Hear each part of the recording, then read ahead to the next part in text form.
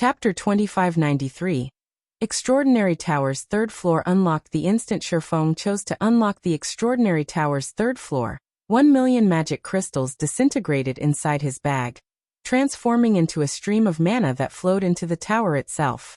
As the torrent of mana flowed into the Extraordinary Tower, the carved divine runes on the inner walls lit up and repaired themselves.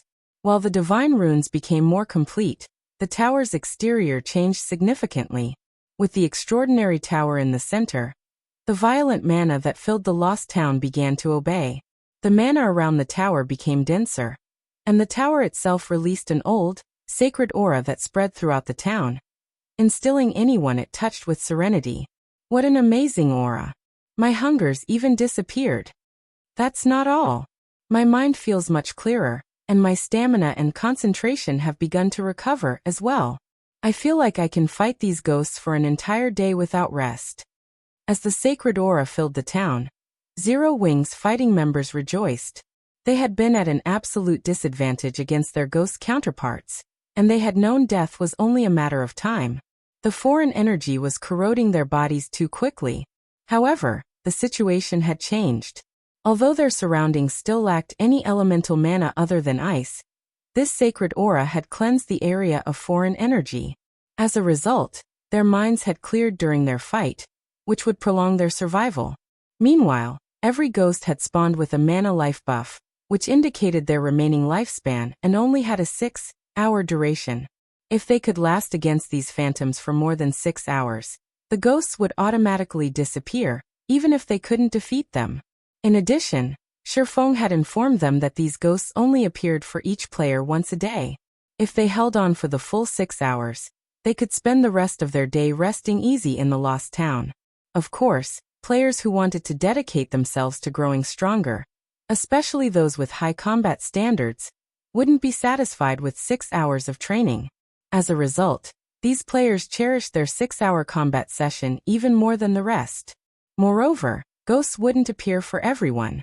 At the end of the day, these ghosts' appearances were the result of a curse. The stronger a player was, the less effective the curse would be. Ghosts might not even appear for the stronger players, and would almost never appear for players who had already unlocked their mana body's full potential. While everyone was surprised and elated about the new changes to the lost town, the Extraordinary Tower's sacred aura had finally filled the town. At the same time, a translucent barrier formed around the lost town, isolating it completely. This barrier also calmed the violent, ice-type mana in the town, creating a stable mana environment. The mana wasn't very dense, but it was enough to clear the players' minds of unhelpful thoughts. What did the guild leader do?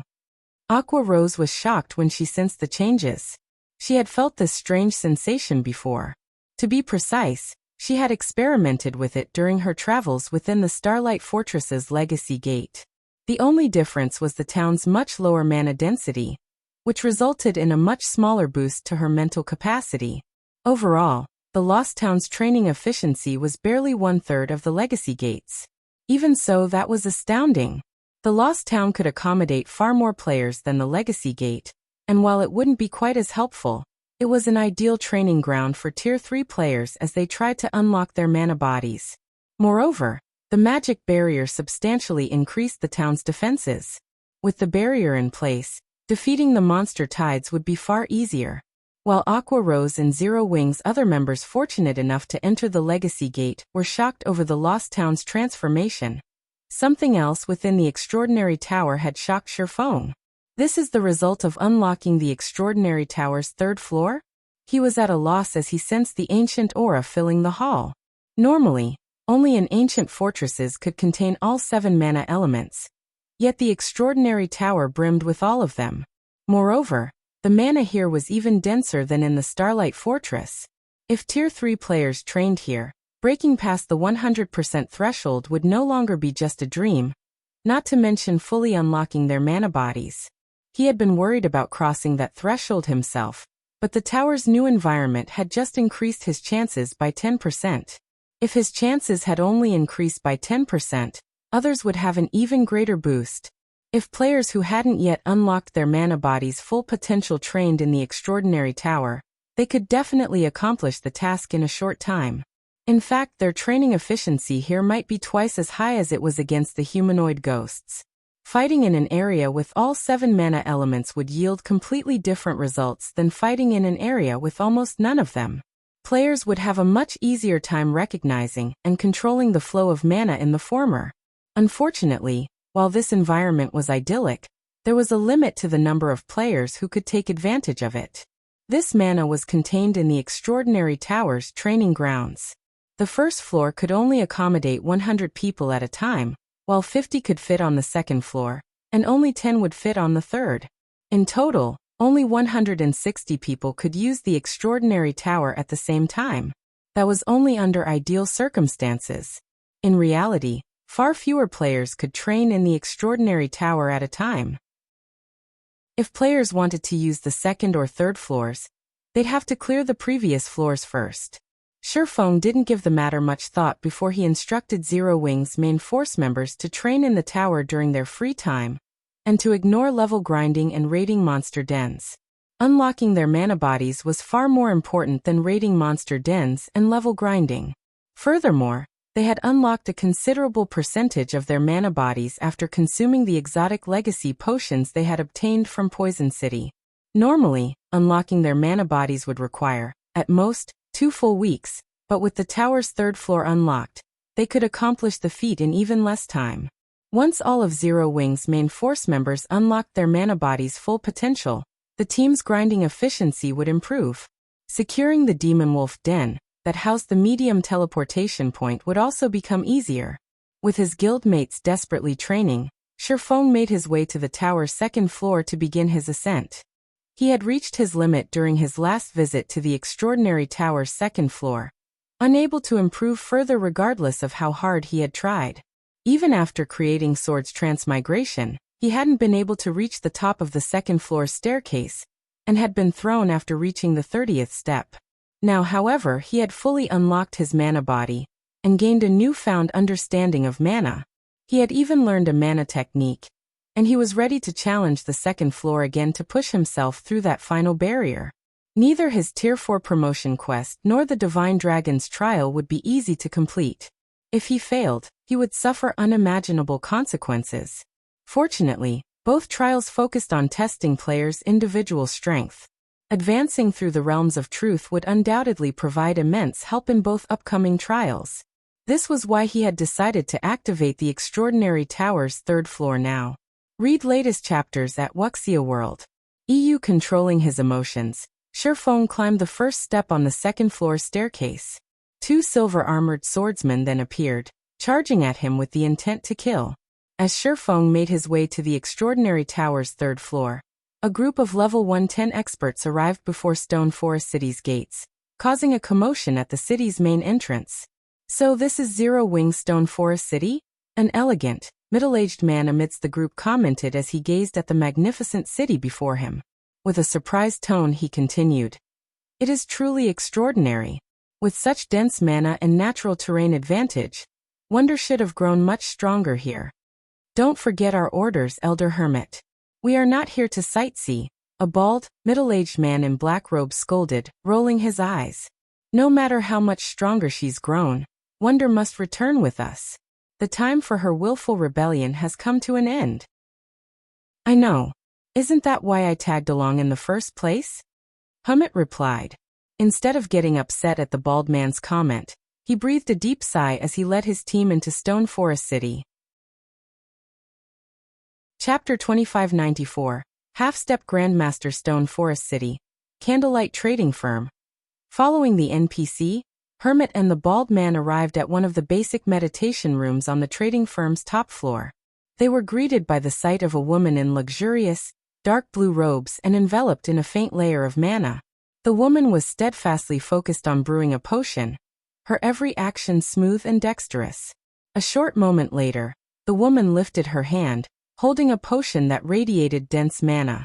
She can brew the master-ranked advanced magic resistance potion so easily?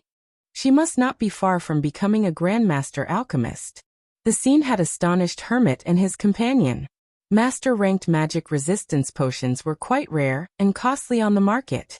They could, after all, enable Tier 3 players to roam level 100+ maps with harsh environments. However, Master-ranked advanced magic resistance potions were even stronger. Not only could they help Tier 2 players survive in the severe environments in level 100+ maps, but the potion's effects would also last 24 full hours. Level 100+ maps had abundant resources, particularly those level 110 and above, but their environments were severe and dangerous. Only Tier 3 players could survive in these maps without aid. Unfortunately, the various powers had too few Tier 3 experts at this stage of the game, and they had to rely on their Tier 2 members to gather resources for their development. Hence, the demand for Master-ranked advanced magic resistance potions was incredibly high. However, crafting Master-ranked advanced magic resistance potions wasn't easy. Even a Master alchemist wouldn't have more than a 30% success rate, and the potions took a long time to brew. Including the current rarity of Master alchemists, there wasn't enough supply of these potions to meet demand.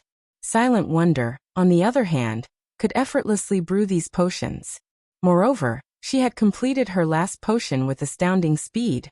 She was efficient enough to take on the work of 3 or 4 Master alchemists. With those skills, she was likely on the brink of becoming a Grandmaster alchemist. Rather than Silent Wonder's alchemy standards, Hermit and the Bald Man were far more surprised to see that she had reached level 111. She was actually one level higher than they were. It seems the rumors calling Stone Forest City a sacred leveling ground were true, after all, Hermit muttered, staring at the level displayed above Silent Wonder's head in shock. Silent Wonder wasn't a pure combat player.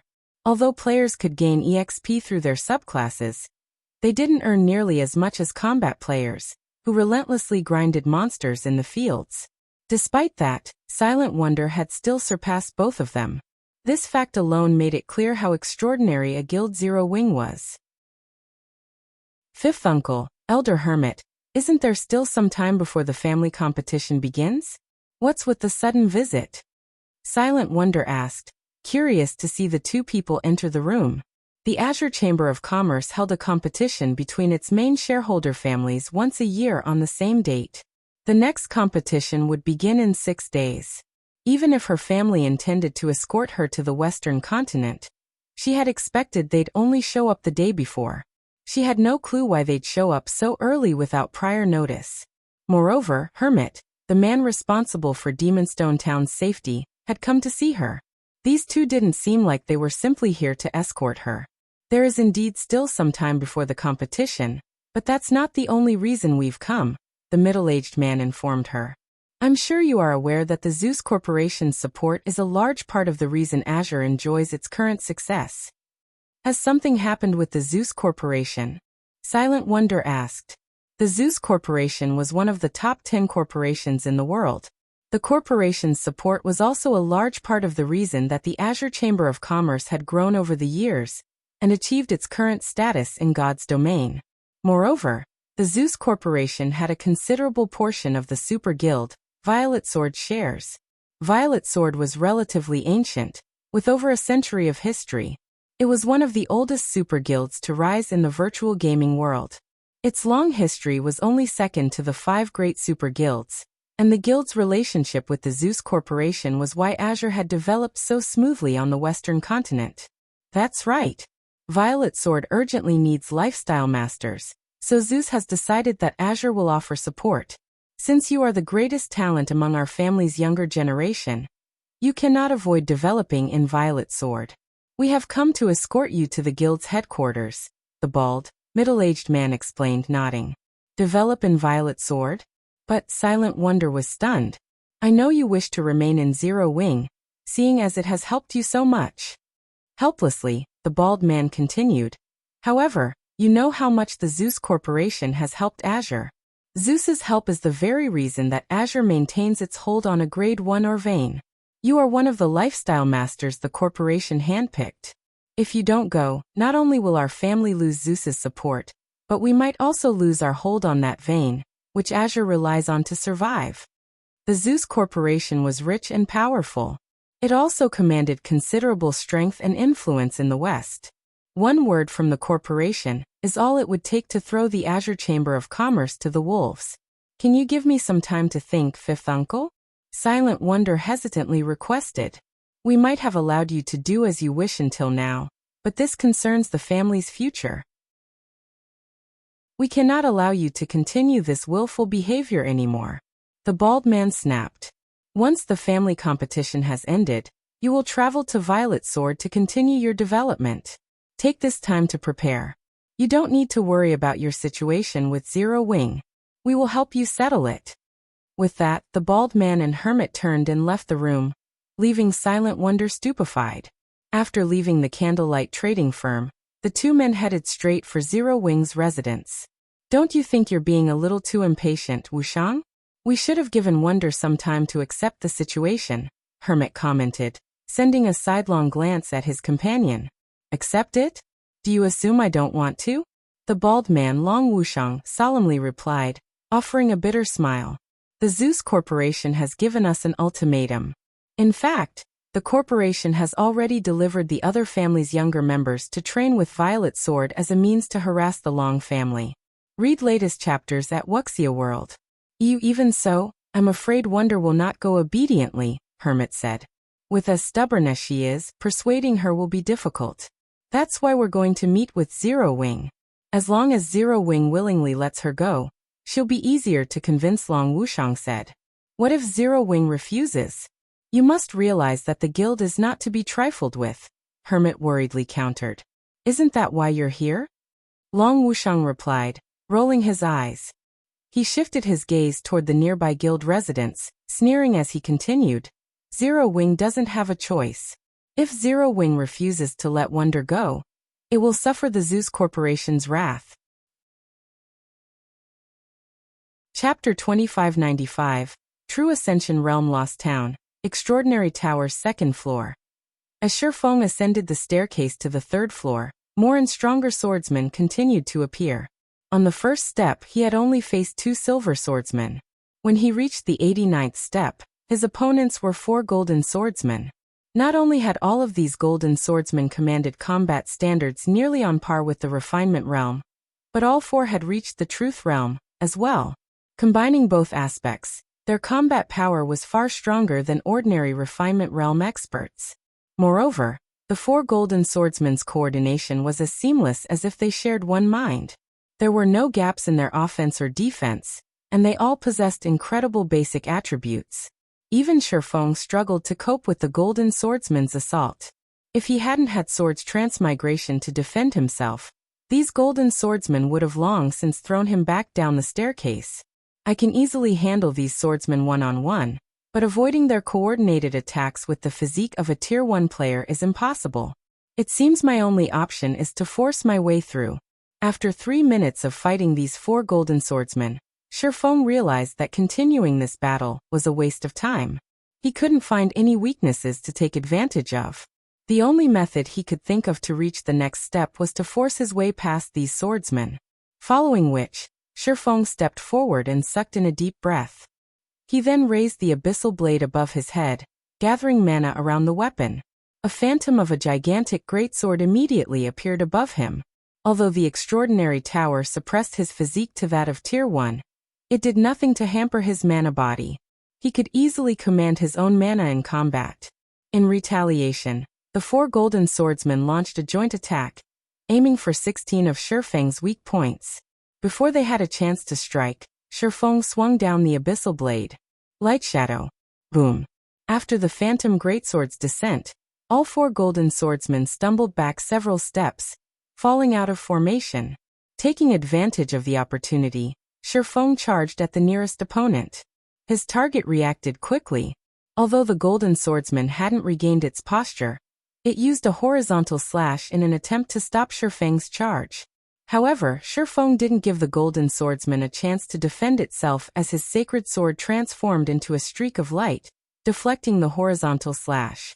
He then thrust the abyssal blade at the golden swordsman's chest. Pung. Sparks flew as the fragmented legendary weapon collided with the golden swordsman's armor, shoving it back a few more steps before it fell. Finally, Shifeng tore a hole in the 4 golden swordsmen's formation. Now, with his target on the ground, Shifeng used void steps to confuse the 3 remaining golden swordsmen and escape their encirclement. He then leaped onto the 90th step. The moment Shifeng landed on the 90th step, a swordsman in black robes appeared before him. This black swordsman then thrust his weapon at Shifeng. The thrust was surprisingly powerful, and the instant the black swordsman's blade shot forward, it transformed into numerous particles of light that shot toward Shifeng. It was impossible to tell which attack was real and which was fake. An advanced combat technique? Shifeng's expression darkened when he recognized the move as a combat technique. This black swordsman's basic attributes and combat standards were even higher than the golden swordsman Shifeng had just faced. In fact, the black swordsman was on the cusp of reaching the flowing water realm. Combined with its advanced combat technique, Shifeng was no match for this opponent with just a Tier 1 physique. Of course, this disadvantage wasn't enough to make Shifeng give up. Instead, he brandished Killing Ray in response. Swords Transmigration. The instant the 2 weapons met, a deafening boom echoed throughout the second floor. The impact was so powerful that Shifeng stumbled back down to the 89th step. He hadn't had time to readjust his posture, and the 4 golden swordsmen he had left behind subsequently threw him back down to the base of the second floor staircase. The 90th step's black swordsman is amazing. I saw no excess movements, and it perfectly integrated an advanced combat technique. Not even domain realm experts could find any opening to take advantage of, and would be forced to face its attacks head-on. Shifeng wasn't disappointed about returning to square one. Actually, he seemed rather excited. The black swordsman had highlighted some of his own flaws. He had reached the realm of truth's Ascension realm, and his every action resembled a combat technique, but they weren't. His movements lacked the power of combat techniques. They only possessed the deception of true combat techniques. To put it simply, he hadn't made much progress in the Ascension realm, and his foundations were unsteady. He had only grasped the vague concept of the realm, lacking its crucial concepts. The black swordsman, on the other hand, stood firmly in the Ascension realm. Because of this, Shifeng couldn't yet ascend to the Extraordinary Tower's 3rd floor.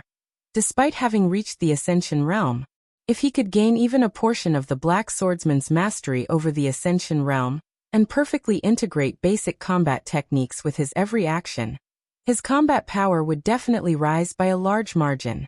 Meanwhile, during the time Shifeng was reflecting on his own flaws, a few other Zero Wing members were sent flying down the second floor staircase as well. I did it. I finally did it. Shadow Sword shouted ecstatically as he looked at the dense mana his body radiated. Turtle Dove, Alluring Summer, and the others who had fallen down the stairs similarly radiated dense mana. They had obviously unlocked their mana body's full potential. Moreover, Blue Frost, Flying Shadow, Stubborn Bone, and a few other Zero Wing members, who had only begun to unlock their mana bodies, revealed excited expressions. They had made significant progress during their climb on the Extraordinary Tower's 2nd floor staircase. Training in the Extraordinary Tower, is really this effective? Shifeng looked at the players around him, astonished. While the Extraordinary Tower's mana provided quite a bit of help to players developing their mana control, Shifeng didn't think it'd be such an effective tool in helping them unlock their mana bodies. Learning the rules and how to manipulate mana wasn't an easy task, not to mention adapting those methods to one's mana body. Shifeng estimated that although Shadow Sword and the rest had been close to unlocking all of their mana body's potential, they should have still needed 3 to 5 days to reach 100%. And yet, they had succeeded in less than half a day. If every one of Zero Wing's main force members could make this much progress, every one of them would fully unlock their mana bodies in less than 10 days, becoming true powerhouses in God's domain. Read latest chapters at Wuxia World. Just as Shifeng turned his attention back to the 2nd floor staircase, however, he received a call from Melancholic Smile. Guild leader Azure's representatives have come to our residence. They wish to speak with you about taking Wonder to develop in the West's Violet Sword. They're hoping we won't hinder her future and just let her go. They visited Wonder before coming here, too, but it seems Wonder's reaction wasn't positive, Melancholic Smile reported. Violet Sword, huh? Shifeng could not contain his smile. Azure is certainly crafty. Will you meet with them? Melancholic Smile asked. That won't be necessary. Have Hell Rush send them away. Also, have him convey a message. I'll personally take Wonder to visit Violet Sword after the family competition to have a proper conversation with the Super Guild's people, so they don't need to bother. Shifeng calmly stated.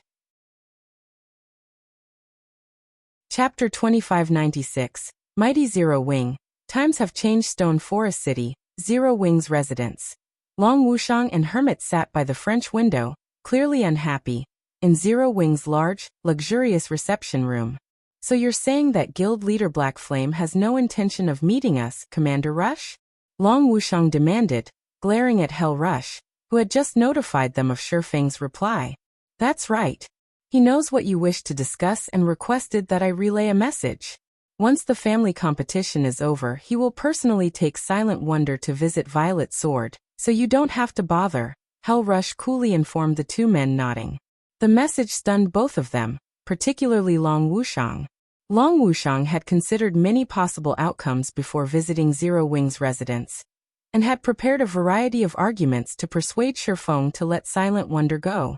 However, he never considered that Shifeng would simply refuse to meet with them, turning them away. However, what truly surprised the bald man was the fact that Hell Rush had followed Shifeng's instructions, conveying the message personally. The alliance between Netherworld Empire and Zero Wing was no longer a secret among the various superpowers, especially after the battle at the Dark World's teleportation gate. That battle had exposed the relationship between the two guilds. Hell Rush, however, was a famous slaughtering god on the Western continent. He even commanded Netherworld Empire's strongest Trump Legion. Even Violet Sword's guild leader would have to take him seriously, yet he obediently played the role of Shifeng's messenger. Good. Since guild leader Black Flame understands the situation, we won't overstay our welcome. Long Wuxiang decided after calming himself. He then stood to leave the room with Hermit. After they left Zero Wing's residence, the air around Long Wuxiang dropped a few degrees, becoming so cold that nearby players shivered. Even the Azure experts that had tagged along shuddered as Long Wuxiang's frosty aura swept over them. To think that even the famous Hell Rush would obey Black Flame. I hadn't expected Zero Wing to have such a close relationship with Netherworld Empire. Violet Sword might make concessions if they find out about this, Hermit surmised, glancing at the twisted expression his comrade was making. Concessions? Long Wuxiang laughed. I admit that Zero Wing is clearly close with Netherworld Empire, but after all is said and done, they are only allies. Zero Wing has barely any power in the West, while Violet Sword is a titan. It is obvious who holds the advantage on the Western continent. How much help would Netherworld Empire possibly be willing to offer Zero Wing? Moreover, this matter involves Violet Sword's future and prestige. The guild won't budge just because of Netherworld Empire's interference. Violet Sword aims to join the 5 great super guilds, after all. So what if Zero Wing and Netherworld Empire are close allies? And as for Black Flame's plan to negotiate with Violet Sword personally, that's nothing more than fool's talk. Regardless, we have, more or less, completed our goals here. Will you return now? Hermit asked. Of course I am returning, Long Wuxiang growled, sneering at Zero Wing's residence. Violet Sword has already warned the Long family. Since Black Flame wants to be stubborn, he can't blame me for passing his message on to Violet Sword. I can't wait to see his confidence vanish. Long Wuxiang then left Stone Forest City, and promptly returned to the Western continent. He planned to inform the rest of his family and Violet Sword of everything that had happened. Shortly after Long Wuxiang's group left, Silent Wonder received news of Shifeng's reply. You're not really planning to visit Violet Sword, are you, guild leader? Silent Wonder asked as she watched Shifeng's image on the screen before her. Refusing to meet with her 5th uncle might have been fine, but Shifeng was playing with fire by declaring that he'd resolve the matter personally. Zero Wing had become a titan in the east, but its roots were still weak on the western continent. Trying to convince the Zeus Corporation and Violet Sword to abandon their plans would be impossible with the power Zero Wing currently commanded. If this matter weren't handled carefully, Zero Wing could become the Zeus Corporation's enemy, which wouldn't be good news for the guild. I've already committed to it, so naturally, I'll pay Violet Sword a visit, Shifeng declared. And we'll be going in style. Going in style. Silent Wonder could not help but wonder if Sherfeng had finally gone mad. They were talking about Violet Sword, and the meeting venue would be in the west. Once the Super Guild learned about today's events, whether or not they reached Violet Sword's headquarters alive would be a problem, not to mention arriving in style. I've heard that Azure's younger generation has been invited to train with Violet Sword? Since that is the case, you should take a break from potion making and focus on training in the Lost Town, Sherfeng said, paying Silent Wonder's exasperated expression no mind. We'll show your family and Violet Sword Zero Wing's strength. But there are only a few days left before the family competition. I'm afraid it's too late to start training now, Silent Wonder complained. Her trust in Sherfeng's abilities, particularly his ability to help players level up, was unwavering. He had proven this with Dark Rhapsody and Deity Society's main force members. However, the upcoming competition wouldn't be in the form of a standard duel between players. Rather, it would be a competition of combat standards and techniques. The Azure Chamber of Commerce considered weapons and equipment to be external strength. The chamber was powerful enough that acquiring the best items was only a matter of time. Hence, Azure didn't need its younger members to rely on items, but their potential. However, one couldn't just improve their combat standards and combat techniques in a short time. They would have to train arduously for long periods. Read latest chapters at Wuxia World. EU. Now, there were only 6 days left until the family competition. Seeking a qualitative transformation within such a short time was simply unrealistic. Moreover, while her combat talent was outstanding among Azure's younger generation, she was nowhere close to a match for the top geniuses that devoted themselves to combat. From what she had learned during the previous competition in Demonstone Town, 2 of the younger generation were already close to the domain realm. One individual had already reached the domain realm. In contrast, she had only reached the half-step Void Realm standard. There was no way she could defeat those geniuses. I know, but beggars can't be choosers. Besides, combat comes in various forms, Sherfeng said, realizing Silent Wonder's concerns. In any case, just make your way here. I've already given you access to the Lost Town. You can head to the residence to purchase a transfer scroll. All right, I'll leave immediately, Silent Wonder agreed. Since Sherfeng was so confident, she had no choice but to follow his wishes. She had grown massively during her stay with Zero Wing, and she couldn't possibly sully the guild's name. Following which, she left the Candlelight trading firm and made her way to Zero Wing's residence. Chapter 2597. Changes to the Lost Town, Zero Wing's residence. With a flash of light, Silent Wonder arrived in the residence's plaza, looking worried. She was already at the half-step Void Realm standard, and crossing that barrier soon was entirely possible. A single flash of inspiration is all she would need, especially in her current state. She had already refined her control and pushed her 5 senses to their limits. Making a breakthrough in a single battle was likely. Even if she did, however, she'd at most reach the Void Realm before the family competition began. Her combat standards still wouldn't compare to Azure's combat geniuses. Thus, she struggled to understand why Sherfeng suddenly wanted her to train in the Lost Town. This wasn't her first visit to the town, and she was aware of the extraordinary tower's astounding effects. The tower was the very reason she had reached the Truth Realm, although reaching the Ascension Realm was still a major challenge for her. In fact, reaching the Ascension Realm would be much harder than reaching the Void Realm. This place. Before she had even exited the teleportation array, however, the scenery dumbfounded Silent Wonder. Many of Zero Wing's members fought translucent phantom clones both within and outside of the residence. Their battles were fierce, and some even met their demise. Meanwhile, the Zero Wing members watching from the side seemed envious. However, what truly surprised Silent Wonder was the incredibly low mana density within the Lost Town.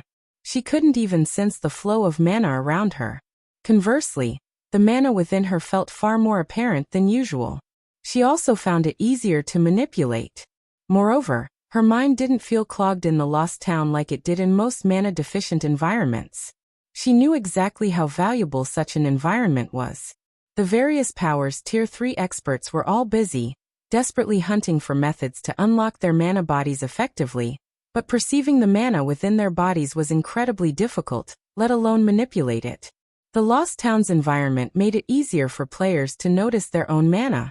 Naturally, this would be immensely helpful as they worked to unlock their mana body's potential.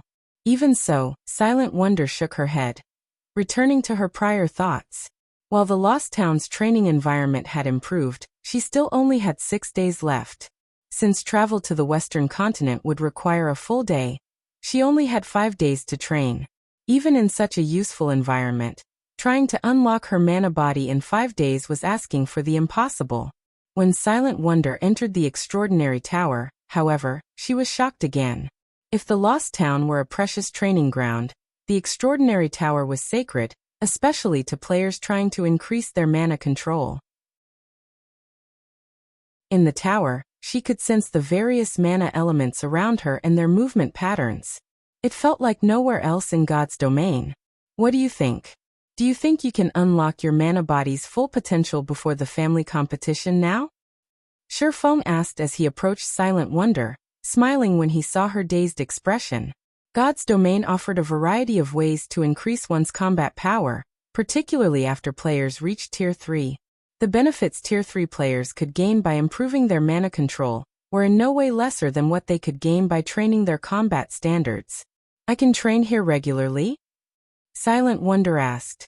This wasn't the first time she had stood in the tower, but it had changed drastically. She found it truly hard to believe that she could spend all her time training in such a sacred place. This environment was astonishing, and it had to come at a high price. Of course, Sherfong confirmed, nodding.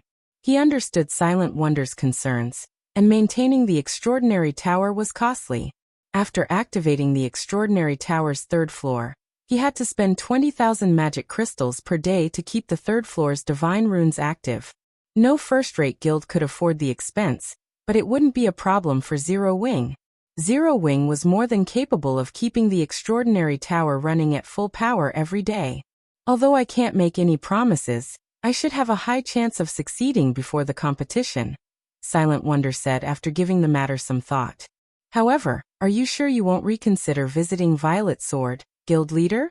Violet Sword is the only one harassing my family on the surface, but it's backed by the Zeus Corporation in this. If the situation isn't handled carefully, our guild might not be allowed on the Western continent anymore. Thanks to her experiments and the ancient potion Sherfong had given her, she had unlocked over 30% of her mana body. If she focused on training in the Extraordinary Tower, reaching 100% within 5 days was definitely plausible. However, the family competition was a small matter. The Zeus Corporation was the real problem. The West's guilds under the Zeus Corporation's control weren't limited to the Azure Chamber of Commerce and Violet Sword. The corporation had significant shares in a few adventurer alliances, as well. Even without Violet Sword's strength, Zeus could easily destroy a superpower in the West by simply issuing a bounty. Meanwhile, most of Zero Wing's power lay in Cold Spring Forest. The guild had far less influence outside of the neutral map. There were also quite a few superpowers targeting Zero Wing in the east, not to mention the west. As long as you can do it, it's fine. Don't worry about the Zeus Corporation. If they really want to fight in the end, I don't mind giving them one, Sherfong said, brimming with confidence in his guild. That's right. If the Zeus Corporation goes too far, we'll prove that Zero Wing isn't to be trifled with. Aqua Rose commented as she approached. That's why you don't have to worry about anything, Wonder. Just focus on unlocking your mana body. You mustn't let those bastards look down on Zero Wing. Silent Wonder was touched by her companion's assurances, although their comments still rendered her speechless. It was enough of a problem that Sherfong, Zero Wing's guild leader, liked to cause trouble, but now, Aqua Rose had picked up the habit.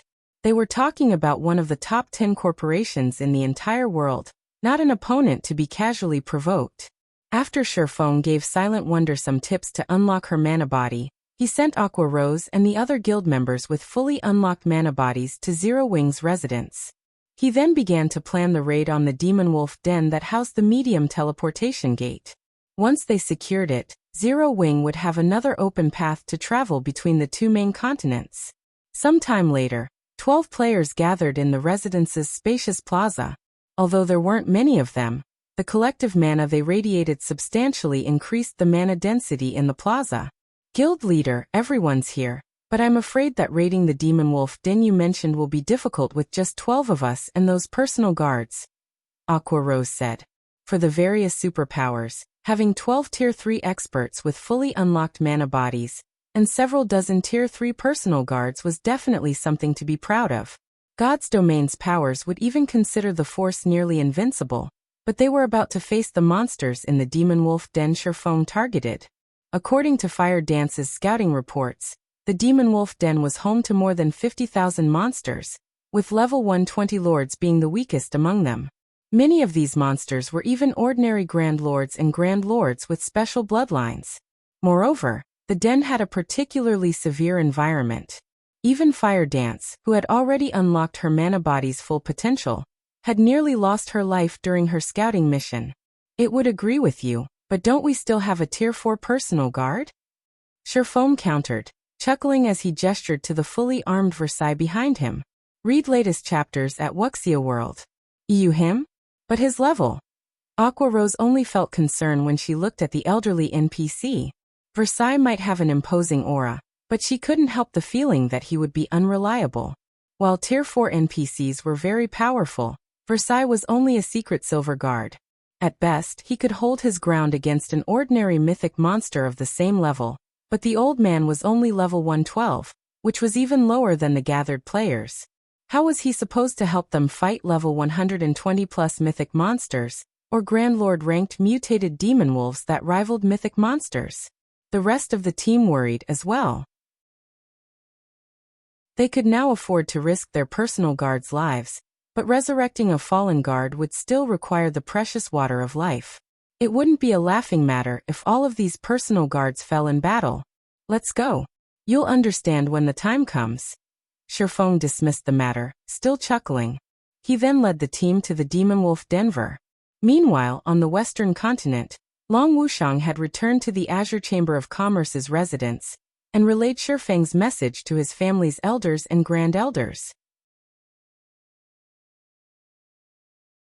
Chapter 2598. Clever Use of Personal Guards? Winter Empire, Winter City, Azure Chamber of Commerce's residence. The Long family's elders and grand elders sat within a luxurious, top-floor meeting room, all wearing solemn expressions. If a Tier 3 player entered the room, they'd shudder with fear upon sensing these individuals' chilly auras. What arrogance! Zero Wing is too full of itself. That's right. It is simply responsible for a few achievements in the East, yet it assumes it can stand on the same level as Violet Sword in the West. It's ridiculous. Zero Wing wants to negotiate with Violet Sword? Does the guild think it rules the Western continent? The Long family's elders and grand elders were furious when they heard Long Wuxiang's report. They might have understood if Zero Wing had only refused to let Silent Wonder go. They all knew that the guild must have invested a lot of resources in the girl's development, and according to Long Wuxiang's report, she was very close to becoming a Grandmaster alchemist. The importance of a Grandmaster alchemist to a guild went without saying. A single Grandmaster could be responsible for an entire guild's prosperity. The best potions currently on the market were Master rank. Obtaining a Grandmaster potion was unthinkable at this stage of the game. Any random Grandmaster potion would be immensely useful. And if a guild could mass-produce such potions, that guild would have an unimaginable advantage. Hence, they would have understood if Zero Wing had tried to fight for her. However, Sherfone hadn't stopped with a refusal to hand Silent Wonder over. He had also declared that Zero Wing would handle the situation, cutting Azure out. It was no more than calling them all incompetent. Since Zero Wing has had made the promise, we'll wash our hands of this matter for now. Once Zero Wing embarrasses itself, it will learn when to take a step back, the keen-witted, middle-aged man in the seat of honor said. But what are Wonder's thoughts on this, old five? Wonder is quite hesitant, big bro, but once Zero Wing embarrasses itself, I doubt she'll sit by and watch her guild and family fall into ruin. I am sure she'll head to Violet Sword to continue her development, Long Wuxiang surmised after giving the matter some thought. That makes things simple. All we need to do is let things progress. While Zero Wing might be powerful enough to cause waves on the eastern continent, It can do nothing in the West. I realize that we don't wish to tie our family's elites to the Zeus Corporation. The company has chosen to use us as an example to unify the powers under its command. We have no way out of this mess, the clever man said, sighing. The elders and grand elders in the room fell silent. The Long family had become Azure's leading family and enjoyed untold glory on the surface, but in truth, it faced increasing pressure. If the Long family could not continue to grow stronger, only an endless abyss would await them in the end. After all, the Zeus Corporation only supported the Azure Chamber of Commerce. It didn't care who was in charge. As the clever man had said, Zero Wing couldn't accomplish anything on the Western continent. All the Long family needed to do was sit back and watch the show. While the Long family's elders met, Shifeng and his party finally reached the dangerous canyon within the East Demon Wolf mountain range, after some time traveling on their flying mounts. The canyon was full of level 120+ demon wolves. Quite a few Grand Lord-ranked mutated Crimson Demon Wolves and 3-headed Demon Wolves rested on the canyon's broken cliffs, and 2 20-meter-tall, Mythic-ranked 3-eyed Ice Demon Wolves rested before a cave entrance, both radiating powerful, frosty auras. Ice Demon Wolf, demonic creature, High Lord, level 123 HP 63,000, 000/63, 000/000, 3-headed Demon Wolf. Demonic creature, Grand Lord, level 124 HP 540, 000/540, 000/000, mutated Crimson Demon Wolf. Demonic creature, Grand Lord, level 125 HP 1, 200, 000/1, 200, 000/000, 3-eyed Ice Demon Wolf. Demonic creature, Mythic, level 127 HP 3,100,000, 000/3, 100, 000/000. When they saw the countless monsters, Zero Wings members gasped. They had already learned about the incredible number of extremely powerful demon wolves in the canyon from Fire Dance's report. Still, they couldn't help but shudder upon seeing the monsters for themselves. This looked like more of a demon wolf city than a canyon. Even a team with over 5,000 level 120, Tier 3 players would struggle to raid this demon wolf den, much less their team of 12 and several dozen Tier 3 personal guards. With just a glance, they counted more than 300 3-headed demon wolves and mutated Crimson Demon Wolves, and the Grand Lords guarded every entrance into the canyon. 2 3-headed Ice Demon Wolves also stood guard at the mouth of the cave. The Ice-type mana the 2 level 126 mythic monsters radiated was no laughing matter. And since all of the team's players had fully unlocked their mana bodies, they could sense how much mana the 2 monsters radiated. They felt as if they were staring at 2 gigantic mountains, not just mythic monsters. Enveloped in such overwhelming ice-type mana, manipulating the ambient mana would be impossible. Although they could use their own mana in combat, their mana would be suppressed, and they wouldn't be able to exhibit their skills and spells' full power. Guild leader, must we really clear out these demon wolves? Kola asked. He had wanted to test his new equipment, but he couldn't help his nervous gulp when he saw the demon wolves here. Even if we rely on the personal guards during the fight, I doubt we'll have an easy time. These demon wolves must be dealt with, but we're not relying on the personal guards. We'll be doing the cleaning ourselves, Shifeng said, shaking his head. We will. His guild leader's plan surprised Kola.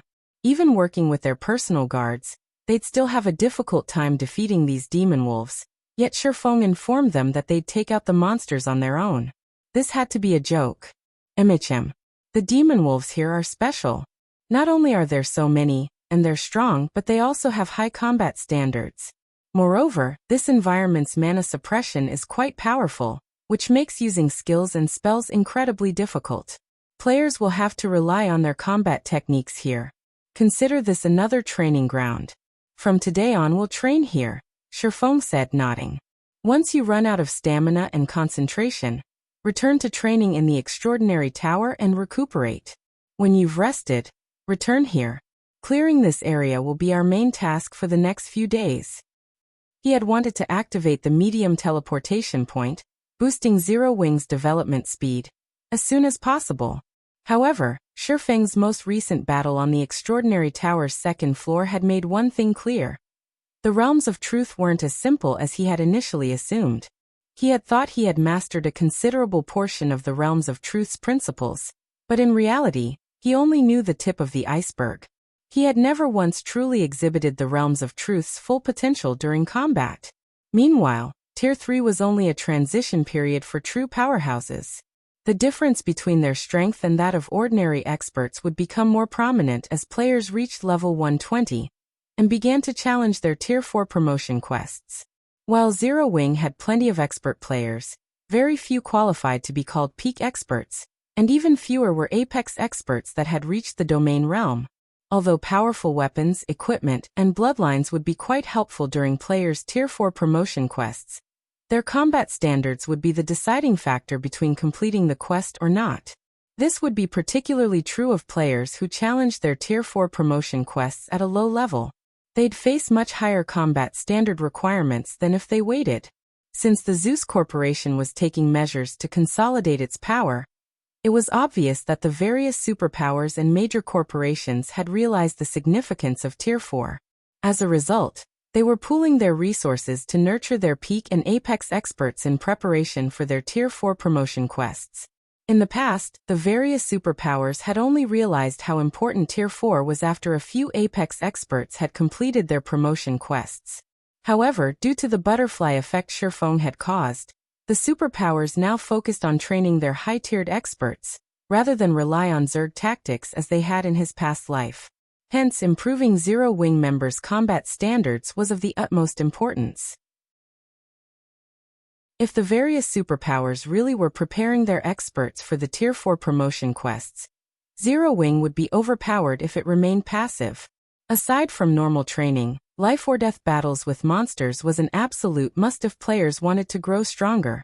Only by risking their lives in battle could players unlock more of their potential. Now that Zero Wing had the Extraordinary Tower and the Demon Wolf Mountain Range's special region in its grasp, he had to take advantage of these benefits. In that case, Guild Leader, why did we bring all of these personal guards? Aqua Rose asked, confused.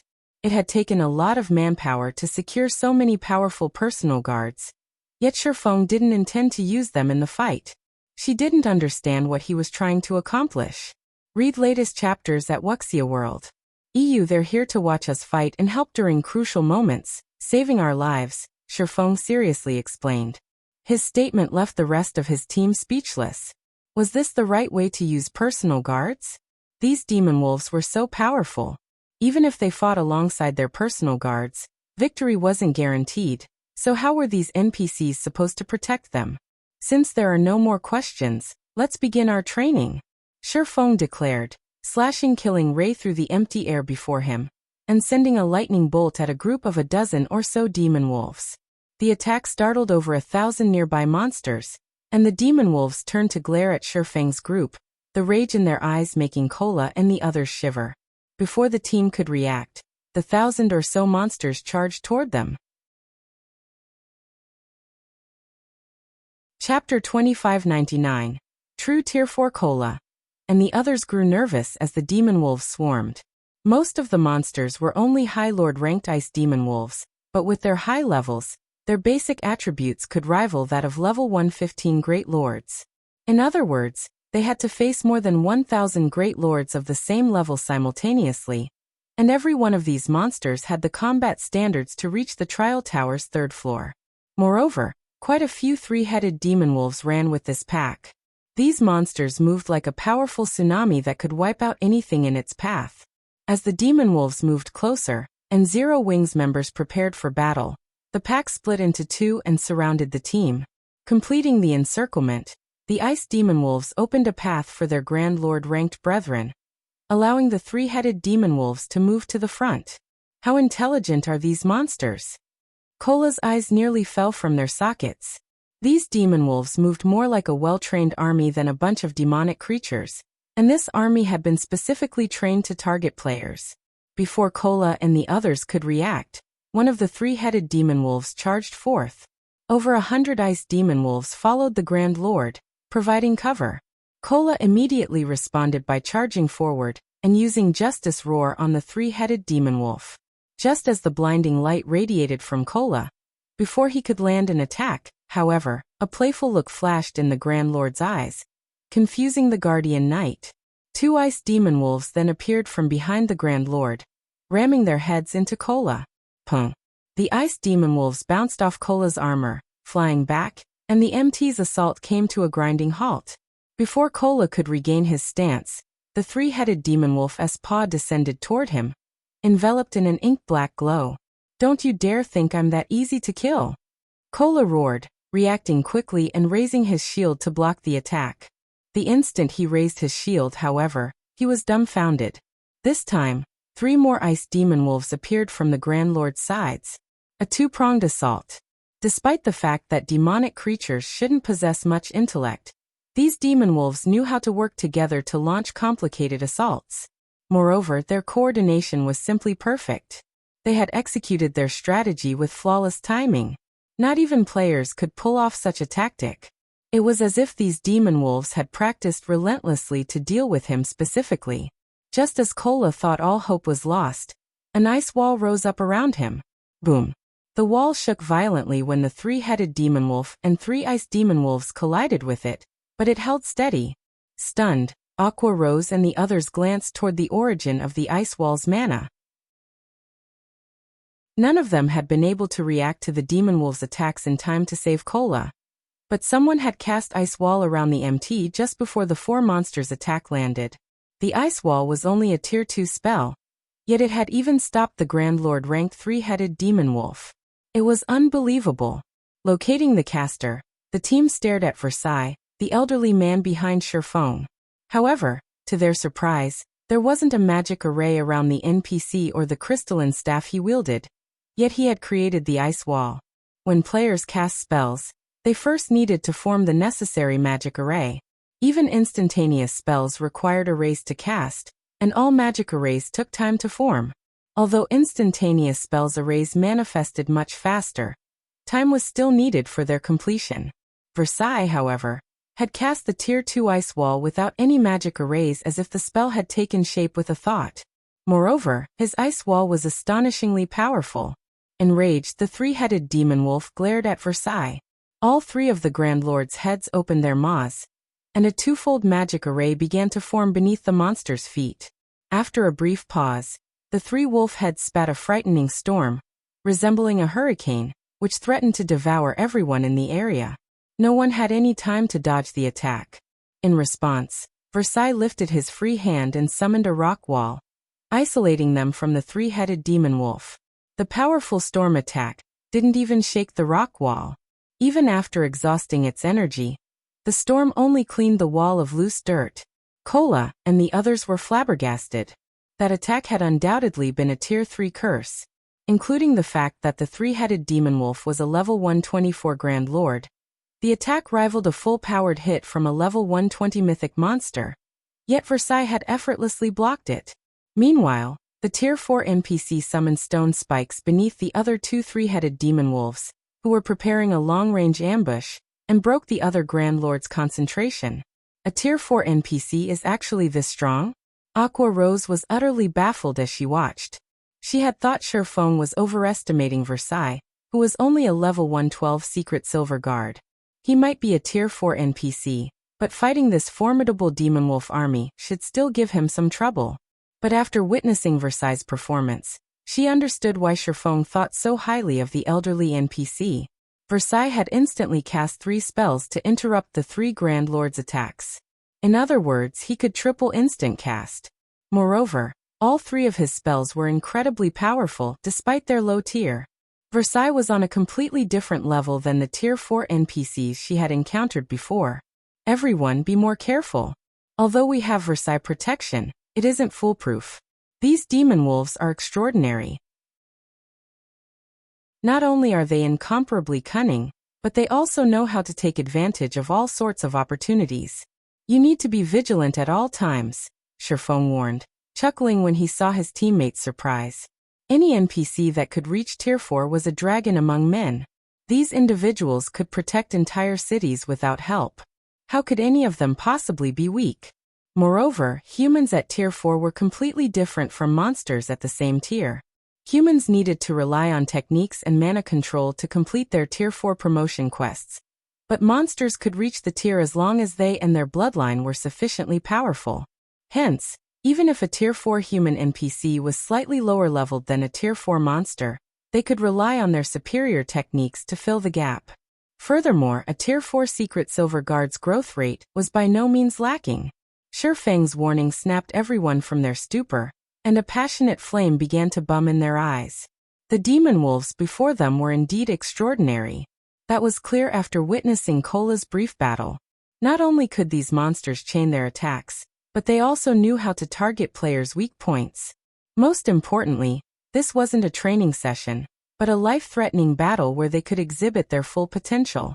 This was a battlefield that all expert players dreamed of. The 11 team members immediately cleared their minds and focused on the fight before them. Although their attention was on the demon wolves in front of them, they kept an eye on the monsters around them, as well. Shifeng wasn't idle either. He immediately charged at two of the three-headed demon wolves in the distance, trying to integrate his basic combat techniques in his every movement. Trying to use combat techniques with every action was incredibly difficult. When he had fought the swordsman on the extraordinary tower's second-floor staircase, he hadn't spared any attention or time for conducting such experiments. The tower had reduced his physique to that of a Tier 1 player, and he had barely been able to keep up with the second-floor swordsman as it was. If he had tried to combine combat techniques with his movements, his efforts would have yielded the opposite effect. Fortunately, these demon wolves were the perfect practice targets. Not only did they target players' weak points, but he could also maintain his Tier 3 physique during the fight. He would have more than enough energy to spare for practicing his combat technique integration. Shifeng proceeded to engage in a bitter battle with the two three-headed demon wolves and several hundred nearby ice demon wolves. Whenever he focused his attacks on the Grand Lords, the ice demon wolves pounced to intercept him. Some of the High Lords even used the chance to launch surprise attacks, preventing Shifeng from using any of his skills or spells. He could only rely on combat techniques, which were faster, to defend himself. As the battle progressed, Shifeng grew increasingly familiar with using basic combat techniques in combat. Initially, he had only been able to execute a basic combat technique perfectly once every dozen or so moves, but he gradually reduced that to 5 or 6 moves. As he did, his fight against the three-headed demon wolves became easier. Now, even his normal attacks were stronger than the level 124 Grand Lords. In fact, Shifeng began to gain the advantage against the two three-headed demon wolves and several hundred ice demon wolves as the battle continued. Aqua Rose and the others also improved with flying speed. At first, their fight with the demon wolves had been arduous, and Versailles had had to rescue them from time to time. However, they began to learn how to use their environment, and now all of their movements resembled combat techniques. The team continued to train for 5 consecutive days. During that time, they traveled between the Demon Wolf Den and the Extraordinary Tower. Not only had all of the team members reached the Ascension realm standard in the end, but Fire Dance, Violet Cloud, and Aqua Rose had also created customized bronze combat techniques. Everyone had also leveled with astonishing speed. The Demon Wolf Den's monsters didn't drop loot, but they did grant abundant EXP. In addition, Shifeng had sent the personal guards to clear out a portion of the den while everyone trained. As a result, the team members had leveled twice during the past 5 days. Unfortunately, due to the demon god, Atlok's soul curse, Shifeng had lost one of the 2 levels he had earned. Hence, he had only reached level 118. Sure enough, my combat power has risen considerably after integrating basic combat techniques with my movements. Overall, both my offense and defense have improved. If I can do the same with advanced combat techniques, I might be able to transcend tiers, Shifeng thought as he fought 3 three-headed demon wolves simultaneously. Read latest chapters at Wuxia World. After 5 days of frantic training, he had finally merged basic combat techniques with his movements.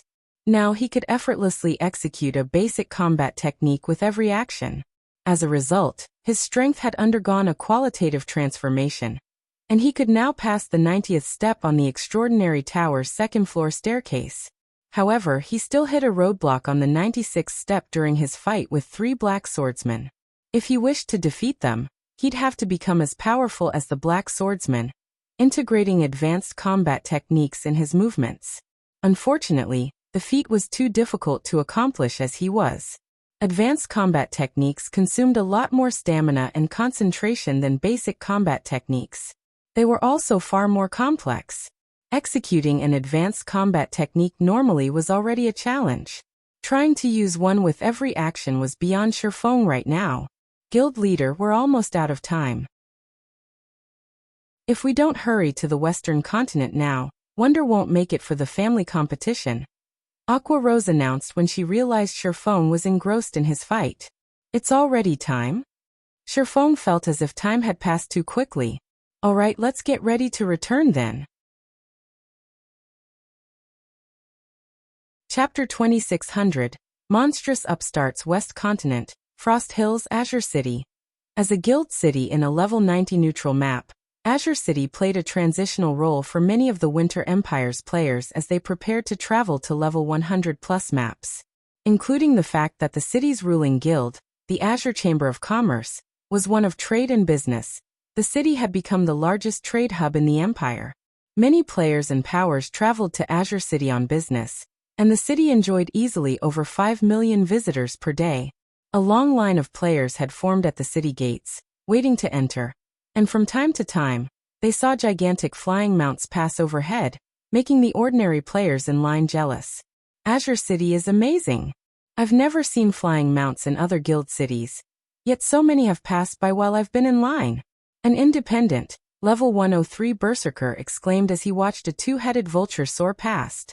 There are usually quite a few flying mounts coming and going from Azure City every day, but there seem to be far more today. I've heard that Azure is hosting the competition for its younger generation, and has invited several powers to watch. I assume those flying mounts belong to the invited powers' upper echelons. A level 108 youth wearing a guild emblem explained. A competition among Azure's younger generation? The comment confused the berserker. What's so great about that? Isn't it just a PvP tournament between a bunch of unknown upstarts? It's not even a competition between peak experts. Yet all of these powers are attending with such fanfare. I take it you don't know much about Azure. Azure is a veteran guild run by multiple families. Its main shareholders make their living through virtual reality games. Unlike the various superpowers experts, who generally start training only after turning 15 or 16, Azure's younger generation start their training during childhood. They're all astonishingly strong, far stronger than the various superpowers' ordinary experts. Some of them are even stronger than the superpowers' peak experts, the elementalist youth explained, rolling his eyes. Moreover, this competition revolves around combat standards and techniques. You can learn plenty just by watching the fight. Why else would Azure's partnered powers bother showing up? I bet most of them have brought their younger talents to watch as well. I heard that this year is going to be extraordinary. Many of Azure's younger members have been training with Violet Sword. A few days ago, Violet Sword even announced that someone from Azure's younger generation fought Wildfighter, one of the vice commanders for the Chamber's strongest trump card, to a standstill. Violet Sword's upper echelons were stunned. A level 110, Tier 3 swordsman wearing a guild emblem similar to the elementalist youth said, "Fought Wildfighter to a standstill. Who are you trying to fool? Wildfighter is one of the top 30 players on the God's Domain experts list." The independent berserker protested, skeptical. Wildfighter has been famous for over a decade, and is a publicly acknowledged monster. I've heard that Wildfighter can hold his ground against a level 110 mythic monster by himself. How could one of Azure's youngsters possibly fight him to a standstill? Almost every berserker player on the Western continent knew about Wildfighter. For many berserkers, he was a goal and idol. Naturally, this level 103 berserker was no exception. This is insider information. One of my friends is a core member in Violet Sword, the level 110 swordsman argued. I wish I could watch the competition too. Who knows? It might give me an idea of how to grow stronger. One-on-one duels between peak experts were rare. And even when they happened, the various superpowers kept a tight lid on the matter. Ordinary players only got to watch peak experts in action when the various major powers or superpowers waged war against each other. However, large-scale battles weren't as useful when trying to improve one's combat standards. Peak experts typically relied on their incredibly high basic attributes to overwhelm their opponents. They rarely used complex techniques in battle. When peak experts met on the battlefield, their fights were rarely one-on-one. To put it simply, opportunities to watch two peak experts rely on techniques in a duel were invaluable. Many players spent big bucks to spectate. While these several players chatted amongst themselves, a sharp cry rang through the air, echoing throughout the area. Everyone turned to find the source of this cry, spotting a giant eagle with a wingspan of over 20 meters. The bird of prey was shrouded in a black fog as it drew closer to Azure City. Crap. That's Violet Sword's Netherflame Eagle. Violet Sword is attending the competition, too? What a powerful aura. That eagle is nearly as strong as a Grand Lord. Nearly? I've heard that the Netherflame Eagle can take down Grand Lords of the same level. Very few flying mounts in the East are as powerful. Awe flashed in everyone's eyes as they spoke about the flying mount above. A flying mount that rivaled Grand Lords of the same level was incredibly useful. As long as players had high enough DPS and that flying mount, killing Grand Lords in the fields with a small team was entirely possible. Furthermore, the Netherflame Eagle was fast enough to save players plenty of travel time. As everyone discussed the flying mount, the Netherflame Eagle blurred as it flew to Azure's residence within the city. When the massive flying mount landed, over a dozen people jumped off its back. They were all level 111, except for the white-haired old man that remained seated. He had already reached level 112. Violet Sword has taught you everything you need to know.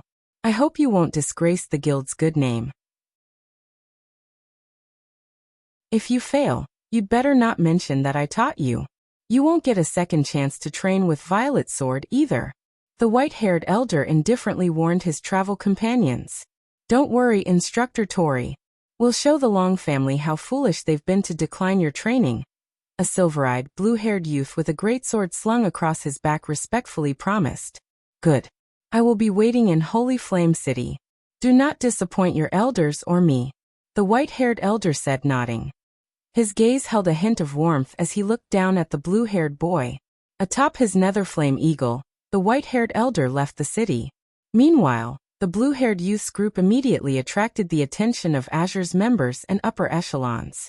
Fifth uncle, they've clearly grown a lot stronger during their training, especially Solitary Frost. I still can't believe he fought Wildfighter to a standstill. I've also heard that he has a favorable view of Yin Xiaoqian, and she has made great progress with her training. They won't be easy opponents, Burning Owl cautioned, astonished as he watched the group of youths in the middle of the plaza. Burning Owl had thought he had a chance of securing one of the top 3 positions in the upcoming competition, but after seeing the other family's experts return from their training with Violet Sword, his confidence started to waver. Let's hope Silk Moon has improved as well.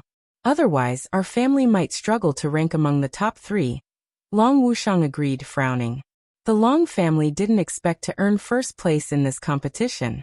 The gap between their younger members' strength and the other family's participants was simply too large.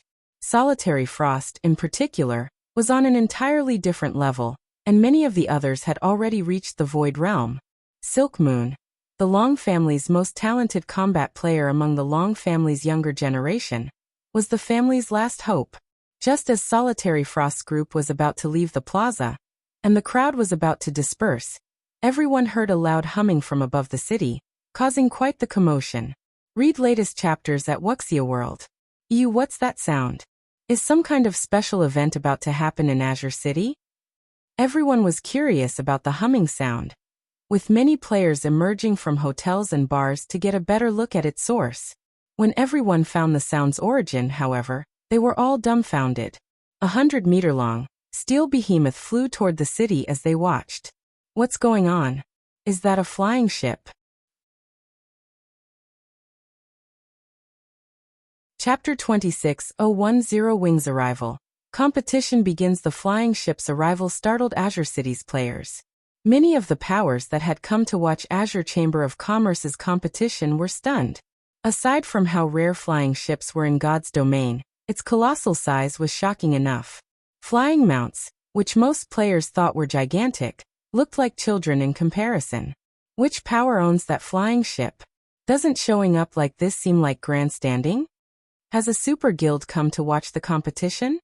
Azure City's players fell into heated discussions as they watched the rapidly approaching flying ship. The various powers members, who had come to spectate Azure's competition, were especially taken aback. Everyone wanted to know who owned the airborne vessel. Flying Mount's aerial combat power was nothing compared to that of a flying ship. Such a vessel was also stronger than Flying Mounts in other aspects. A flying ship could instantly elevate any ordinary guild standing in God's domain. The guild's main force might even develop as quickly as the main force from a first-rate guild. While everyone discussed the ship's arrival, the flying ship drifted to a stop above the plaza in Azure's residence.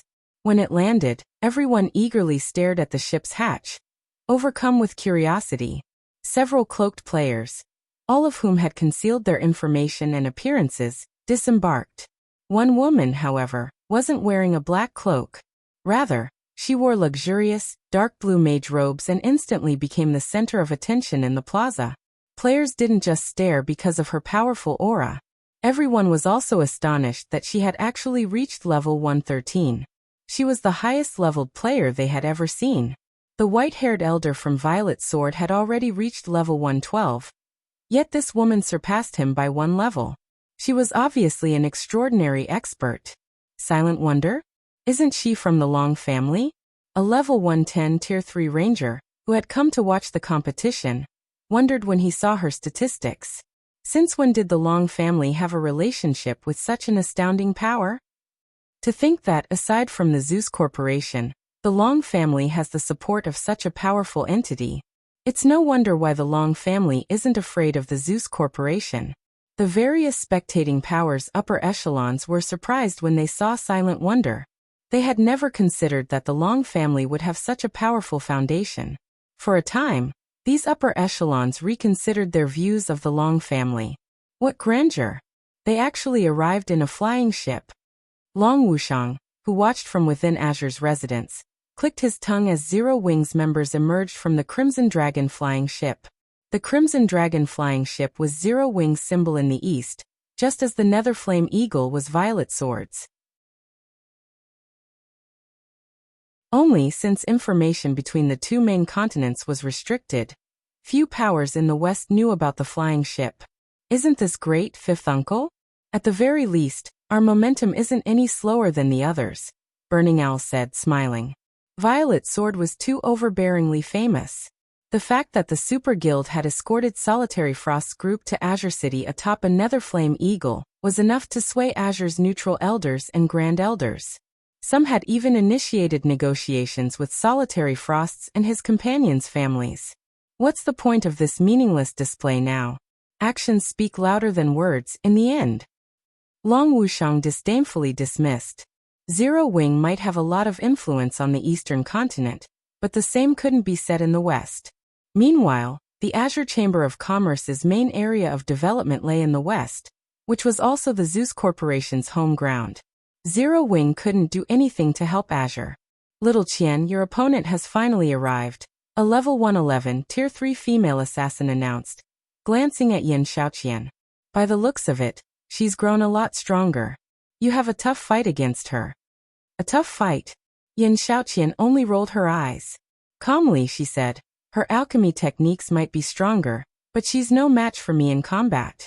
The Long family's only decent fighter is Silk Moon. If she hasn't grown stronger since we last met, taking second place in this competition will be a breeze. Yin Xiaoqian's comment had been firm, and without any hint of arrogance. She had said it as if it was just a normal fact. The female assassin didn't argue with her friend. What Yin Xiaoqian had said was true, after all. Their combat standards had considerably improved during their training with Violet Sword, and she had to admit that the veteran Super Guild was impressive. The Azure Chamber of Commerce was no match for Violet Sword when it came to nurturing experts. During Violet Sword's training, Yin Xiaoqian had grown tremendously. Many of Violet Sword's old monsters had even praised her for her talent. Now, She was only half a step away from the domain realm, and many of Violet Sword's old monsters were certain that she'd reach the realm soon. On the other hand, while Silent Wonder was an amazing alchemist, her combat talent was subpar in comparison. She hadn't even reached the Void Realm before the previous competition. Even if Zero Wing were capable and helped Silent Wonder reach the Void Realm since, that wouldn't change anything. Even between Void Realm experts, there was a massive difference in strength. While the female assassin and Yen Xiaoqian conversed, a middle-aged man with a chilling aura and pale complexion approached. This man was Duan Hanshan, the strongest member of the Duan family's second generation. Xiaoqian, I'm afraid you'll be disappointed this time. We just received news that Silk Moon won't be attending the competition for some reason. Nobody can get in touch with her. The entire Long family is panicking over the matter, Duan Hanshan interjected. Silk Moon isn't coming? Doesn't that mean the Long family is finished? The female assassin asked. Silk Moon was the Long family's last hope of securing one of the top 3 positions in this competition. If she had succeeded in earning one of those positions, the Long family would have retained its reputation. However, now that Silk Moon couldn't make it, the Long family had a bleak future ahead. The Long family currently held the right to rule the Azure Chamber of Commerce, but the younger generation would determine the guild's future. If the Long family's successors weren't up to the task, who would trust the family to run Azure? Soon, both the Zeus Corporation and the Chamber's various shareholder families would use the Long family's ineptitude as an excuse to reclaim Azure's ruling rights. That's why all of you need to perform well. We mustn't allow any member of the Long family to take one of the top 3 positions. This isn't just the family's requirement, but the Zeus Corporation's as well. As long as you succeed, you will all have another opportunity to train with Violet Sword, Duan Hanshan said seriously. Read latest chapters at Wuxia World. EU top 3? Doesn't that only leave Burning Owl as a threat? The female assassin surmised, turning to look at the distant Burning Owl, who wore an ugly expression. Burning Owl was undoubtedly a peak expert. None of them had been a match for his combat standards in the past, but after training with Violet Sword, the 5 individuals from the various shareholder families had joined the ranks of peak experts. Moreover, they had engaged in live combat against a large number of Violet Sword's peak experts. If Burning Owl was their only opponent, the group had a high chance of securing all 3 top positions in this competition. Once they succeeded, they'd all be able to return to Violet Sword, making this an incredibly valuable opportunity. Their training with Violet Sword had cost a lot of manpower and resources, a cost that the Azure Chamber of Commerce couldn't currently afford. If not for the Zeus Corporation's request, Violet Sword wouldn't have bothered training them at all. Time is almost up. Let's head to the arena, Duan Hanshan said after taking a look at the time. He then led Yen Xiaoqian and the female assassin toward the battle arena in the heart of Azure City. Chapter 2602, Stage Struggle, Silent Wonder's Decision. Azure City, Battle Arena. With the Azure Chamber of Commerce hosting its annual competition, many of Azure City's players had swarmed the battle arena in hopes of watching the battle. However, Azure had stationed several thousand experts around the building to stop the flood of approaching players. Azure had no intention of allowing uninvited players to view the competition. As the various invited powers entered the battle arena, the uninvited public grew envious. Although Azure City's battle arena was much smaller than the one in Stone Forest City, its interior had been magnificently decorated. Even Shifeng was a little impressed as he entered the building's main lobby. The main lobby had been paved with mana ore, and the instant he stepped inside, the mana he felt was considerably denser than outside. Moreover, artisans had carved all sorts of images into the lobby's walls. These engravings might not seem special to ordinary players, but players who knew combat techniques would easily recognize them. Every engraved image depicted a different combat technique. Of course, these combat techniques were incomplete. Learning techniques from these engravings would be many times more difficult than learning them from complete legacies. It would take an absolute genius to learn anything from these carved walls. From what Shifeng could tell, anyone that mastered these incomplete combat techniques would gain a massive strength boost. Most of these incomplete techniques were advanced rank or higher. Following an NPC, Shifeng's group soon arrived in the largest arena within Azure City's battle arena. The room could easily accommodate over 10,000 spectators, and all of the stages within had been made with mana Oregon. On these stages, players would be able to exhibit extraordinary combat power, making their fights far more interesting. By the time Shifeng's group reached their seats, most had already been filled. The majority of the spectators were either talented newcomers from the various powers or Azure's core members.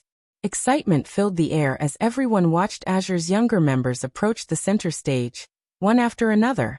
We already know who's taking first place, but I wonder who will earn second place. I think Vice Guild leader Burning Owl from the Long family has a high chance. He's already been acknowledged as the third strongest member of Azure's younger generation. I've also heard that he's recently mastered an advanced footwork technique, so he should have grown significantly stronger. Burning Owl might have been strong before, but times have changed. There's a rumor that quite a few members from the other families have reached the Void Realm.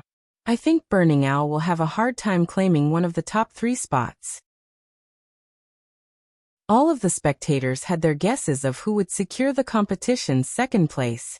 Everyone was certain that there were 6 candidates that could vie for the position, and all 6 had reached the Void Realm. However, nobody was certain which of these 6 candidates would succeed. After all, players could gain a massive amount of combat power from a single moment of inspiration once they had reached the Void Realm. Hence, all 6 candidates had a chance of taking second place. While the audience chatted amongst themselves, a middle-aged man in light gray leather armor with 2 long swords across his back took his place on the center stage. This man didn't look very old. At most, he should be in his 40s. His aura wasn't all that intimidating either. On the contrary, his aura was as calm as the surface of a lake on a summer day. When he took the stage, however, the arena fell silent. Crap! He's presiding over the competition this time. The GCPs it cost to watch this competition were really well spent. When the crowd saw the middle-aged man, their eyes glowed with excitement. This man was Sinful, the Azure Chamber of Commerce's strongest member. It was rumored that he could even fight Netherworld Empire's #1 assassin, and the commander of Mythology's strongest trump card legion to a standstill. He even ranked as one of the top 10 experts on the God's Domain experts list. Sinful rarely appeared in public and generally focused on training for his rematch against Netherworld's assassin and Mythology's commander. With such a mythical individual before them, how could the crowd contain their excitement? Furthermore, during Azure's annual competitions, the first-place winner had the privilege of fighting the host. This meant that the audience would get to watch Sinful in action. This was an incredibly rare opportunity. I won't bore you with nonsense. During past competitions, we have chosen 6 members from the first phase to participate in the main event. However, Azure has gained much over the last year. As many as 7 of our members have reached the Void Realm and beyond. Rather than the usual 6, we will choose 8 individuals to participate in the main event this year.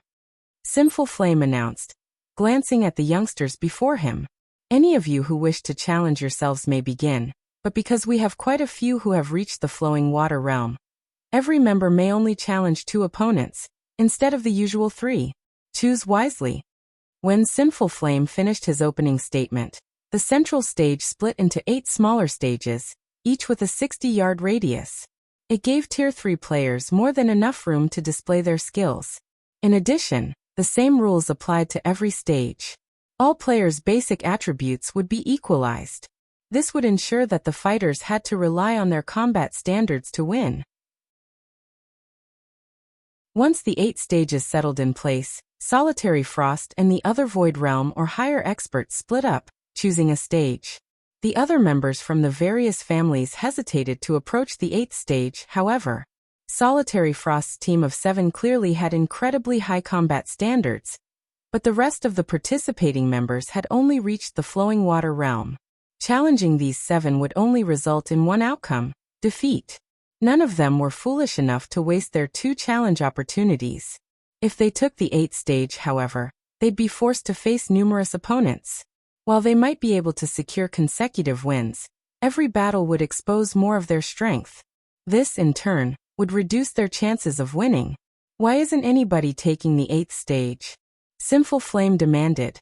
Aside from the usual rewards the guild has prepared for the top 3 victors, the Zeus Corporation has promised to send the top 8 fighters to train in Violet Sword's magical secret land. You should all cherish this opportunity. Read latest chapters at Wuxia World. EU. With that, excitement flashed in the participating players' eyes. Violet Sword occupied a magical secret land that came with a training ground that had survived since ancient times. Although training in this secret land wouldn't be as beneficial as their prior training with Violet Sword, it could help players rapidly improve. If they could spend some time in that secret land, breaking through to the Void Realm would be entirely possible. They might even become an elder in the guild. Suddenly, every one of these players made a mad dash for the 8th stage. Is Second Sister holding back? Burning Owl wondered in confusion as he glanced at Silent Wonder, who remained still even after the announcement. While everyone fought over the final stage, Silent Wonder turned and walked toward the first stage, where Solitary Frost waited.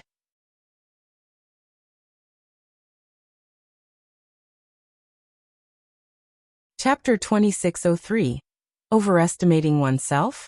That's Solitary Frost's stage. Why is Silent Wonder going there? She's going to challenge Solitary Frost.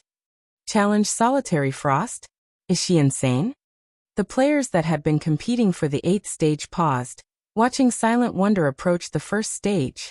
They were all curious to see what she planned to do. Second Sister? Even Burning Owl was confused as he watched. Even if Silent Wonder wanted to secure one of the top 8 positions, she shouldn't have started with Solitary Frost. Solitary Frost had always been stronger than the rest of Azure's younger generation. And now, after his training with Violet Sword, he was on a completely different level. Anyone that challenged Solitary Frost would only waste one of their opportunities. Yin Xiaoqian was just as astonished as she watched Silent Wonder from her position on the 2nd stage. She might not have been surprised to see the Long family's Silk Moon challenge Solitary Frost, since she would actually have a chance of winning. But why would Silent Wonder challenge that monster of a player? This competition wasn't like the previous alchemy competition. They weren't fighting monsters this time, and superior levels and equipment couldn't help Silent Wonder here. On these 8 stages, everyone's basic attributes would be the same. Players would have to rely on their combat standards and techniques to win. Silent Wonder could never be a match for Solitary Frost in these aspects. Meanwhile, the audience was in an uproar as it watched Silent Wonder. The Long family's elders and Grand Elders in particular anxiously sat on the edge of their seats. They had more or less given up any hope of securing one of the top 3 spots. They only hoped that Burning Owl could hold 4th place, and Silent Wonder would make it into the top 8. They could, to a certain extent, avoid embarrassment if 2 of their representatives ranked among the top 8 fighters. Whether or not the Long family retained its ruling rights over the Azure Chamber of Commerce would depend on Silent Wonder's obedience in training with Violet Sword. As long as she did, the Zeus Corporation would stop meddling in Azure's affairs, and the family would be safe. And yet, the foolish girl was about to waste one of her challenge opportunities on Solitary Frost. That girl is quite brave, Sinful Flame muttered, praising Silent Wonder as she stepped onto the first stage. Solitary Frost, on the other hand, showed no appreciation for Silent Wonder's courage. Rather, he seemed to look down on her. To challenge me directly, it seems you've improved quite a bit in Zero Wing Wonder, Solitary Frost said coldly. The selection for the 8 finalists had just begun, yet Silent Wonder had chosen to challenge him now. If she were truly powerful, she would be more than capable of facing off against him in the main event. By choosing him now, she was declaring to every player in the arena that he was an easy opponent. Essentially, she was trying to humiliate him. Imichim, I have indeed improved in Zero Wing, so I'd like to test my limits on you, Silent Wonder honestly replied, nodding. I guess you're serious then, Solitary Frost reasoned, his anger subsiding as he realized that Silent Wonder wanted to fight him in earnest, not make fun of him. His expression shifted, becoming serious, and he pulled the silver greatsword from its sheath across his back. In that case, show me how much you've grown in your little guild. Thank you.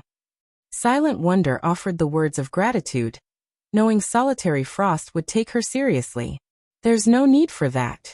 I appreciate all true challengers. I hope you won't disappoint me. During my training with Violet Sword, only Yin Xiaoqian withstood a few of my moves. The rest of our generation was too boring and weak to make me work for my victory, Solitary Frost said. By the time Solitary Frost finished his last statement, Sinful Flame had arrived in the center of the stage. Since you both agree, let the match begin, the older man announced after taking a good look at the two youngsters. A roar of excitement swept through the spectator stands when the crowd heard Sinful Flame announce the start of the match. They had never thought Solitary Flame would take Silent Wonder's challenge seriously, and they couldn't contain their enthusiasm. And here I thought I'd have to wait until the main event to watch a Solitary Frost and Burning Owl duke it out. Thanks to Silent Wonder, I'll get to watch Solitary Frost in a serious battle now. I wonder how many minutes Silent Wonder will last? Minutes? Aren't you giving her a little too much credit? I doubt even Burning Owl will last more than 10 moves against Solitary Frost. The various Powers members had heard plenty about Solitary Frost. Many of them had even come just to see how powerful the boy, who had fought the famous Wildfighter to a standstill, was. Wildfighter was a legend among berserkers, and getting a chance to see such an individual in action was almost impossible. However, if Solitary Frost fought with all he had, they could get a feel for how strong Wildfighter was. Once Sinful Flame had initiated the match on the first stage, Solitary Frost and Silent Wonder moved to their designated positions and prepared for battle. I've heard that Yin Xiaoqian used to consider you a rival. In that case, I'll use the same move that defeated her against you. I hope you're ready. Solitary Frost wanted Silent Wonder, who stood 40 yards away. Suddenly, the young man split into 4 clones of himself. All 4 figures were identical and radiated similar auras, making them impossible to tell apart. The doppelgangers then split up and surrounded Silent Wonder. Are you kidding me? Solitary Frost is using 4 absolute phantoms so soon. The female Tier 3 assassin said from one of the other 7 stages, her jaw dropping as she watched Solitary Frost treat Silent Wonder as a true opponent.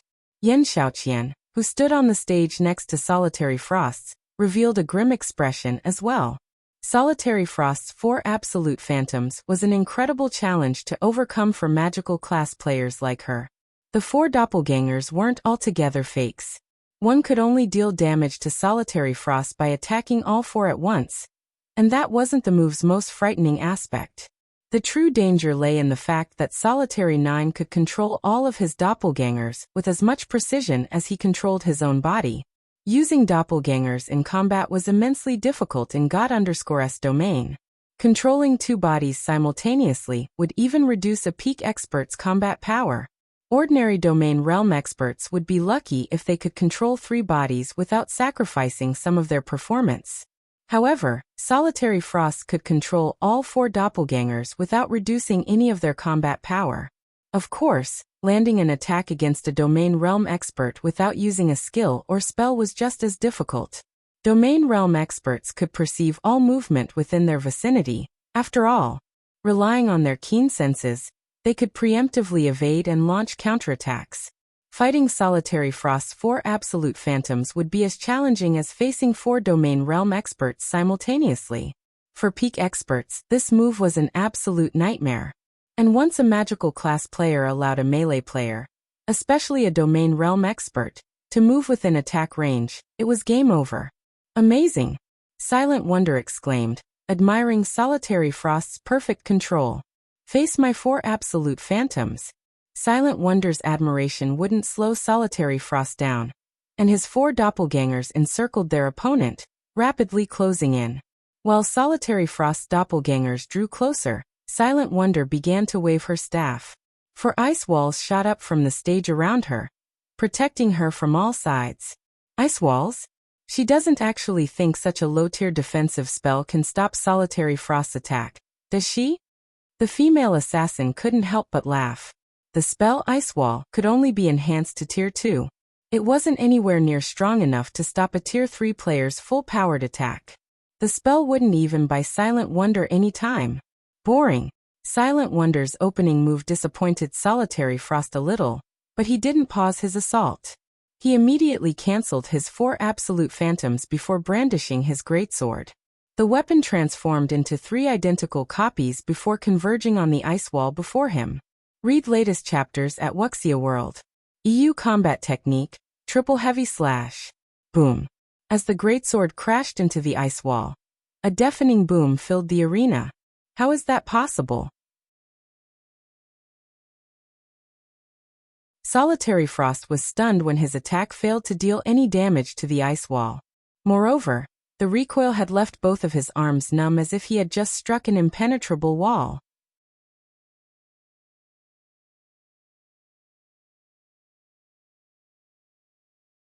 Chapter 2604.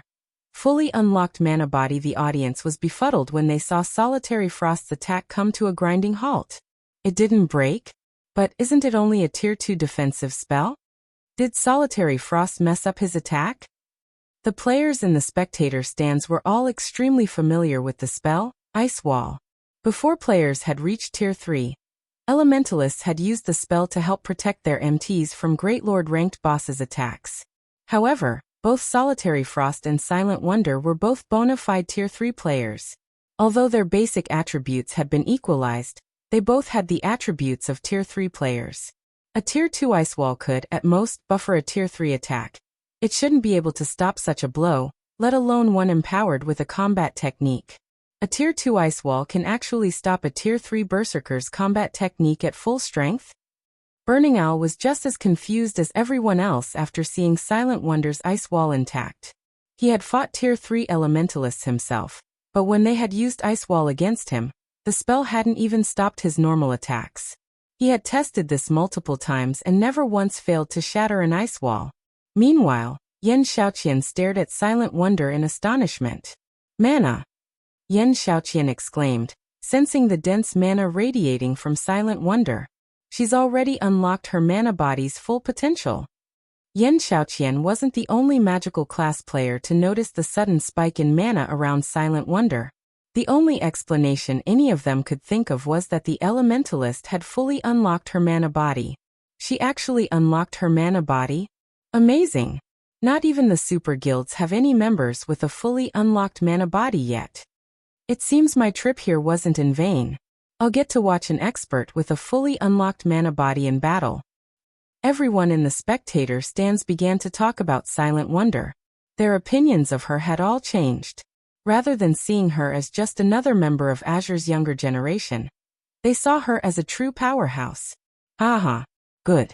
Wonderful. We might actually have a chance of claiming one of the top 3 positions now. Long Wuxiang, who sat among the audience, laughed joyously as he watched Silent Wonder. After failing to contact Silk Moon, the Long family had given up any hope of securing one of the top 3 positions in this competition. Now that they knew Silent Wonder had unlocked her mana body's full potential, however, securing one of those spots was almost certain. There was a massive strength difference between an expert with a fully unlocked mana body and one without. Tier 3 experts with fully unlocked mana bodies were almost half a tier stronger than ordinary Tier 3 experts. Every participant in this competition, excluding Solitary Frost, had at most reached the Void Realm.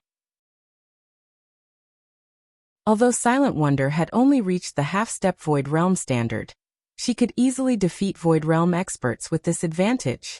Not even Yan Xiaoqian, who was only a step away from the Void Realm, would be a match for her. You fully unlocked your mana body? Solitary Frost's fighting spirit flared, a passionate flame dancing in his eyes, when he looked at Silent Wonder behind the ice walls. It's no wonder why you were bold enough to challenge me. I've never fought an expert with a fully unlocked mana body, so show me how powerful it truly is. The Berserker raised his great sword and leaped into the air, aiming for the one area where Silent Wonder didn't have an ice wall's protection. Advanced combat technique, 7 consecutive flashes. The greatsword transformed into 7 streaks of light, covering the entire area within the ice walls and leaving Silent Wonder no room to dodge. In response, Silent Wonder used Blink, immediately appearing 30 yards away and evading Solitary Frost's attack. With a wave of her staff, she then summoned over a dozen magical arrays around her opponent. The arrays released a barrage of flame spears, each with enough power to rival a Grand Lord of the same level. As if Solitary Frost had anticipated this move, He tightened his grip on his greatsword and twisted in the air. Tier 3 skill Berserk Dance. Solitary Frost rapidly rotated in the air, his greatsword leaving arcs of crimson light in its wake that blocked the incoming flame spears. He executed Berserk Dance with over a 90% completion rate even from that position? Is he a monster? Shocked, Burning Owl stared at the crimson sword lights surrounding Solitary Frost. While Tier 3 skills were quite powerful, achieving a high completion rate with them was very difficult. Even as a Void Realm expert, Burning Owl could only execute the Tier 3 Berserk Dance with around an 85% completion rate, and that was only with optimal conditions. Despite activating the skill in midair, however, Solitary Frost's completion rate was over 90%. Meanwhile, just as Solitary Frost was about to land, earthen spikes shot up from the ground below him. A two-pronged assault? That might be useful against peak experts, but it will do nothing against Solitary Frost. The female assassin standing on the nearby stage said, sneering at the magical attack. A domain realm expert could perceive everything within their surroundings. Even a perfectly timed ambush would be useless against such an expert. The instant they took action, the targeted domain realm expert would discover the attack. Still calm, the berserker brandished his great sword and shattered the first round of earthen spikes. He then used his momentum to evade the second wave of spikes. Landing, Solitary Frost used Flame Charge, dashing toward Silent Wonder. Rather than make a beeline for his target, however, he combined a complex footwork technique with his charge. The berserker split into 6 afterimages, rushing toward Silent Wonder from different directions. Advanced footwork, mirage steps. His execution was flawless, and the afterimages were impossible to tell apart. In a fraction of a second, he was within 15 yards of the elementalist. It's over. Your mana body might have tremendously increased your casting speed and power, but you lack control of your surroundings. You still can't use your advantage to its fullest. Solitary Frost roared as he moved within 10 yards of Silent Wonder.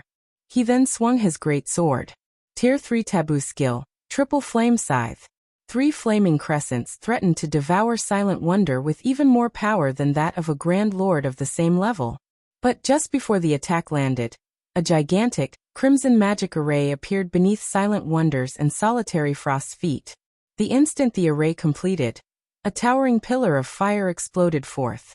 Not only did the flame swallow the 3 flaming crescents, but it devoured Solitary Frost and Silent Wonder as well. Read latest chapters at Wuxia World. You what? A 3-pronged attack. She actually hit a red lotus of fire beneath her. Yan Xiaoqian could not believe her eyes as she stared at the raging pillar of fire before her. Yan Xiaoqian had assumed her rival had only prepared a 2-pronged attack. She had never dreamed that Silent Wonder would use herself as bait to lure Solitary Frost into the red lotus of fire, a Tier 3 curse. After 3 seconds, the flaming pillar subsided, revealing Solitary Frost's charred corpse on the stage. Although Silent Wonder hadn't emerged from her own attack unscathed, she still had 1/3 of her HP remaining due casting Flame Shield earlier. I might not have a good grasp on my surroundings, but when it comes to power and technique, I'm much stronger than you. Silent Wonder told the berserker's motionless corpse. From above the stage, a bell rang, signifying the end of the match. At the same time, the system announced Silent Wonder as the victory, momentarily silencing the stunned crowd.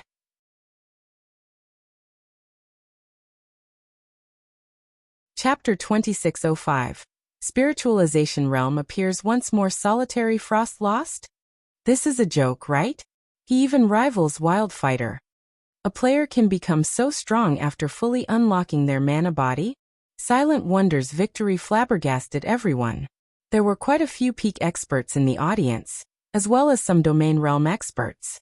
Hence, they hadn't had any trouble seeing and understanding what had happened in the battle between Solitary Frost and Silent Wonder. They were certain that Silent Wonder hadn't reached the Void Realm, and there was a massive difference between her and Solitary Frost. Even if her casting speed and spell power had greatly improved, thanks to unlocking her mana body's full potential, logically, Solitary Frost should have been able to bridge the gap by relying on his superior combat standards when their basic attributes were on the same level. In fact, Despite not being a match for the Elementalist head-on, Solitary Frost had evaded all of her attacks and targeted Silent Wonder's weak points during the first half of the match. In the end, however, Solitary Frost had still lost. How were they supposed to wrap their minds around this? Second sister won, just like that? Burning Owl was just as stunned as the players in the audience. He had thought that even if Silent Wonder was no match for Solitary Frost, no one else among Azure's younger generation could take on his second eldest sister. With her here, the Long family was practically guaranteed to retain its ruling rights in the Azure Chamber of Commerce. But he hadn't actually expected Silent Wonder to defeat Solitary Frost. Now, the other shareholder families had lost any excuse to threaten the Long family's position. Not even the Zeus Corporation would be able to complain about the family. Excellent. Magnificently done. Long Wuxiang was elated to see Silent Wonder still standing on the first stag, never dreamed that she'd be capable of launching a three-pronged attack against Solitary Frost. Not even his third eldest brother, Long Xianglong, would have the leeway to execute such a complex tactic against a domain realm expert. Long Wuxiang had assumed Silent Wonder would lose the match. He had never expected such a pleasant surprise. With this victory, Silent Wonder was now the strongest member of Azure's younger generation. Even if the Long family lost the Zeus Corporation's support, this achievement would ensure that the family wouldn't have to worry about its position in the Azure Chamber of Commerce. Now the family's position was stronger than ever before. Just how did she manage to pinpoint her environment and opponent's behavior? Yan Xiaoqian muttered, staring at Silent Wonder. As a magical class player herself, Yan Xiaoqian knew Silent Wonder hadn't relied on luck to win the match. She had planned every move before the match had even begun. Although magical class players typically predicted their battle's progression beforehand, she had never seen anyone assess their opponent to such an extent. Silent Wonder's final move had been especially eye-opening since she had taken into account how much damage her Tier 3 course would deal to her and her opponent. It was as if she had orchestrated the entire battle. Silent Wonder looked like a completely different person to Yan Xiaoqian right now. Her rival certainly hadn't shown such abilities during the alchemy competition. While everyone grumbled about their confusion and dissatisfaction over Silent Wonder's marvelous performance, Sinful Flame gazed up at the girl from below the stage, excitement flashing in his eyes. "Is something wrong, Elder Flame?" A Tier 3 guild elder, who acted as the deputy referee for this competition, asked when he saw Sinful Flame's elation. Sinful Flame had seemed bored when he had been tasked to host the family competition this year. He actually found the responsibility annoying, yet he now seemed excited and interested in a younger member of the guild. It was unbelievable. Sinful Flame had been unfazed when he learned that Solitary Frost had reached the domain realm. Silent Wonder, on the other hand, hadn't even gotten that far. Although she had unlocked her mana body's full potential, she shouldn't be impressive enough to attract someone like Sinful Flame's interest. While unlocking one's mana body was a difficult endeavor for ordinary Tier 3 experts, it was only a matter of time for an expert of Sinful Flame's caliber. He was actually quite close to unlocking 100%, and would likely succeed in another 2 weeks or so. Hence, he shouldn't consider fully unlocking one's mana body that much of an achievement. The Spiritualization realm. She's reached the Spiritualization realm, and she's made considerable progress in it, Sinful Flame declared. It seems the younger generation is full of exceptional geniuses. The Spiritualization realm? The Tier 3 elder was confused. He had no idea what Sinful Flame was going on about. Before the elder could ask, however, Sinful Flame jumped onto the stage and approached Silent Wonder. "Isn't the match over already? What's Elder Flame trying to do? Was there a problem with the match?" The spectators were even more confused to see Sinful Flame on the stage. Normally, the system decided a match's outcome. Its judgment was far more accurate than players, after all. If both opponents died by the end of the match, the system could determine whether they had died at the same time, or if there had even been a millisecond between their deaths. No player could do the same. This was why players relied on the main God system to judge all matches in God's domain, barring special circumstances. However, the results of Solitary Frost and Silent Wonder's match was clear. There was no chance either of them could have cheated since players weren't allowed to use berserk skills or tools on the stage. Players weren't even allowed to use the additional active skills they gained from their weapons and equipment. Hence, there shouldn't be any dispute over the outcome. However, the crowd began to doubt the fact as they watched the famous Sinful Flame take the stage. He would be able to spot far more details than they could, after all. Sinful Flame doesn't intend to deny the match's result, does he? The situation began to make Long Wuxiang nervous. We're talking about the system's judgment. Silent Wonder's performance had involved many surprising aspects. If Sinful Flame had seen some peculiarity, his celebration would have been premature. Could she have actually cheated? In contrast, Duan Hanshan was overjoyed to see Sinful Flame interfere. He had thought his hopes of dethroning the Long family were lost, but it seemed that might not have been the case. While everyone discussed the matter in hushed whispers, Sinful Heart turned away from Silent Wonder and addressed the audience. Everyone, you have seen the match's outcome for yourselves, so you all know just how powerful Solitary Frost was. Without a doubt, he is the participant in this competition, Sinful Flame said. Now that Silent Wonder has defeated him, I'm sure you all realize who will win first place. Hence, I have a suggestion. Rather than waste time with the rest of the qualifying matches, why don't we host a more meaningful competition? Indeed, it doesn't make much sense to continue the qualifying matches. Read latest chapters at Wuxia World. Going straight into the main event isn't a bad idea. It's a pity that the first match was the most interesting. My seat isn't even warm, yet the competition is already over. Every player in the crowd nodded, agreeing to Sinful Flame's suggestion. Since Silent Wonder had proven herself stronger than Solitary Frost, the top 8 positions were as good as decided. Continuing the qualifying matches would be pointless. It would be much more interesting to proceed to the Peak Experts matches. Since Silent Wonder is the undisputed first-place winner of this competition, according to our regulations, I will face her later. How would you all feel about watching that match? Sinful Flame asked the crowd once the audience had agreed to his first suggestion.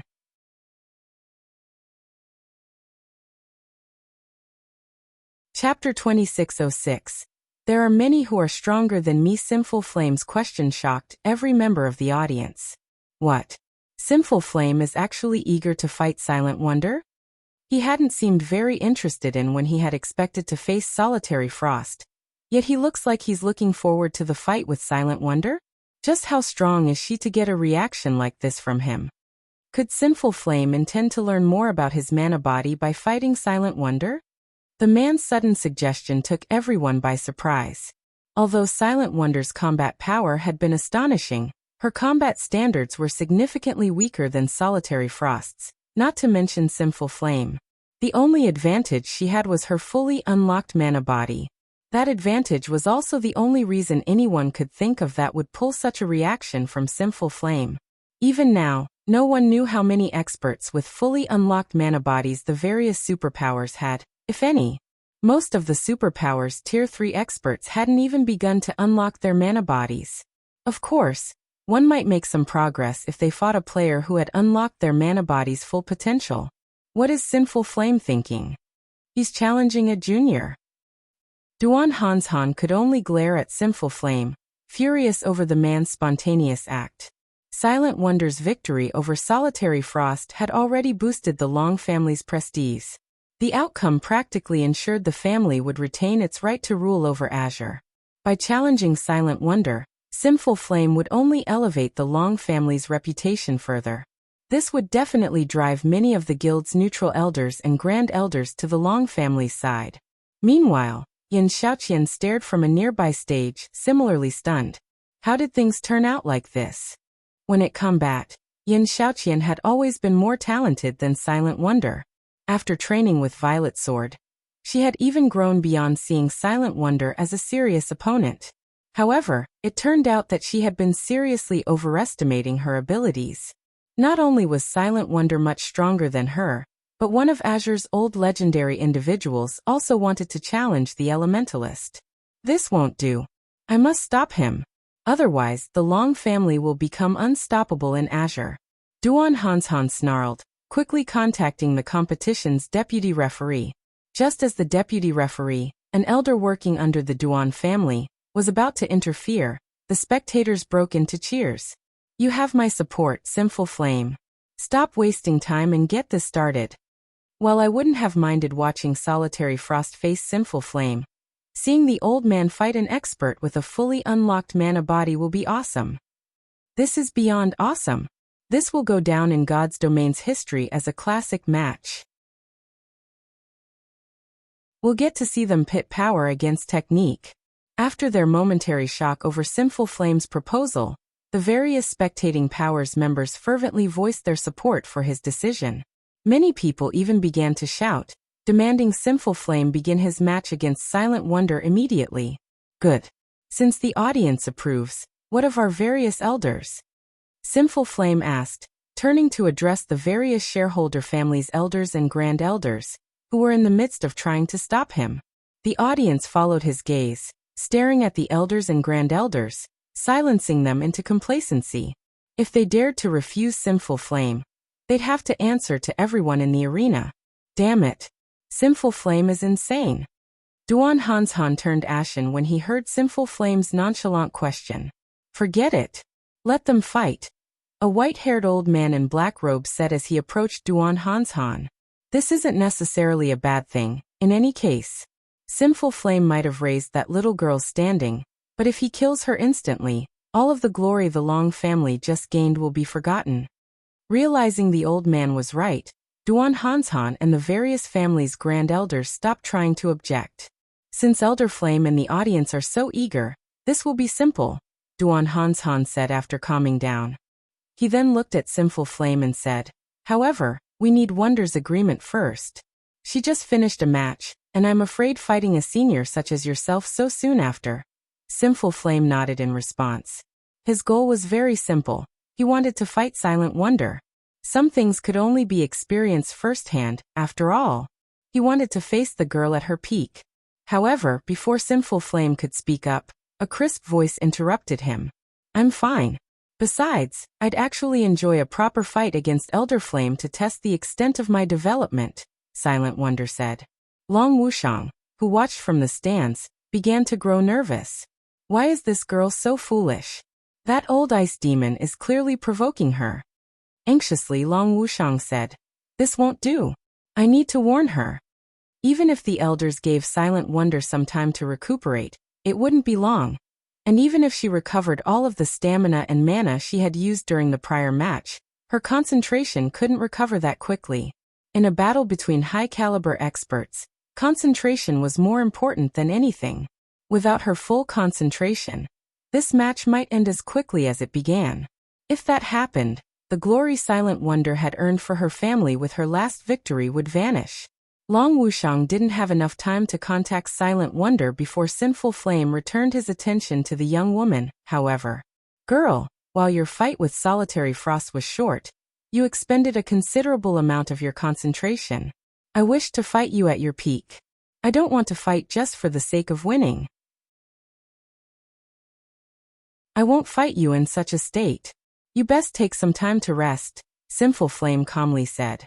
Please rest assured, Elder Flame. My match with Solitary Frost hadn't cost much effort. I don't need to rest, Silent Wonder definitively replied. Meanwhile, Solitary Frost, who had just resurrected below the stage, nearly fainted from rage. How arrogant. Silent Wonder was far too cocky. Even the spectating crowd seemed displeased with Silent Wonder's comment. While her match with Solitary Frost hadn't lasted long, it had been a soul-stirring battle. Yet Silent Wonder spoke as if she hadn't given it her all. While it's good to be confident, Wonder, I don't want to hear any excuses when you lose too quickly. Duan Hanshan warned her softly. You worry too much, Elder Hanshan. A loss is a loss. I won't offer any excuses. Moreover, I haven't had enough training. There are many people in the guild who are stronger than me. Even though we're the same age, so defeat wouldn't be unusual for me, Silent Wonder said. With her statement hanging in the air, the entire arena fell silent. Read latest chapters at Wuxia World. EU Silent Wonder is so already strong, yet she's saying that Zero Wing has members that are even stronger and around the same age. A boast. She must be boasting. The various super guilds don't even have many players that can rival Solitary Frost, much less Silent Wonder. That's right. Zero Wing might be quite famous in the East, but it shouldn't be able to nurture talents as well as super guilds. Azure's various shareholder families refused to believe Silent Wonder's claim, glaring contemptuously at her. Since that is the case, I have a suggestion. Seeing as Wonder's concentration hasn't fully recovered, why don't we send one of Zero Wing's young talents in her place? I'm sure Elder Flame will still benefit, and didn't she just say that her guild has plenty of youngsters that are even stronger than her? Duan Han suggested, sneering at Silent Wonder.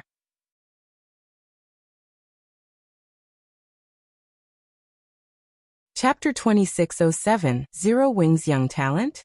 When Duan Han finished speaking, the arena fell silent again. None of them had ever dreamed that he'd suggest such a thing. Vicious. Truly vicious. It'll be very hard for Silent Wonder to take back her claim now. It's her own fault for boasting. She actually gave Old Ice Demon a chance to strike. I wonder if she'll stick by what she said? Zero Wing must be freaking out right about now. Azure's various shareholder families snickered at the young woman on the first stage. They acknowledged that she had become much stronger than they were, but excessive bragging was annoying. The family's younger members found it particularly obnoxious. These younger members hadn't had anything against Silent Wonder, but now that she had insulted them, they were eager to watch her make a fool of herself. Meanwhile, excitement shot through the audience like lightning. They couldn't wait to see how Silent Wonder would get herself out of this predicament. This is interesting. Zero Wing is the guild that arrived aboard a flying ship, right? I wonder if Zero Wing is as strong as Silent Wonder claims? If it is, this upcoming match will be quite a spectacle.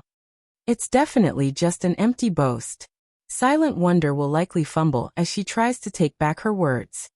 I doubt we'll see a match between Zero Wing and Sinful Flame. Sinful Flame is a legend in the Azure Chamber of Commerce.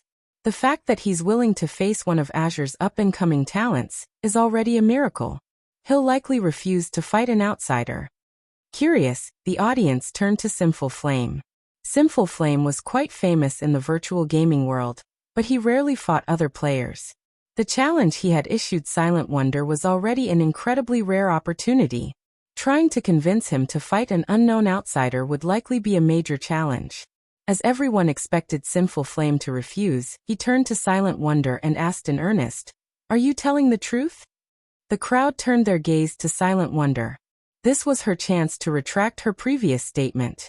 If she claimed it had been a joke, she could get away with just a little embarrassment, but if she insisted, her prestige would go down the drain. It's true. If Elder Flame doesn't mind, you can challenge one of them, Silent Wonder said, nodding.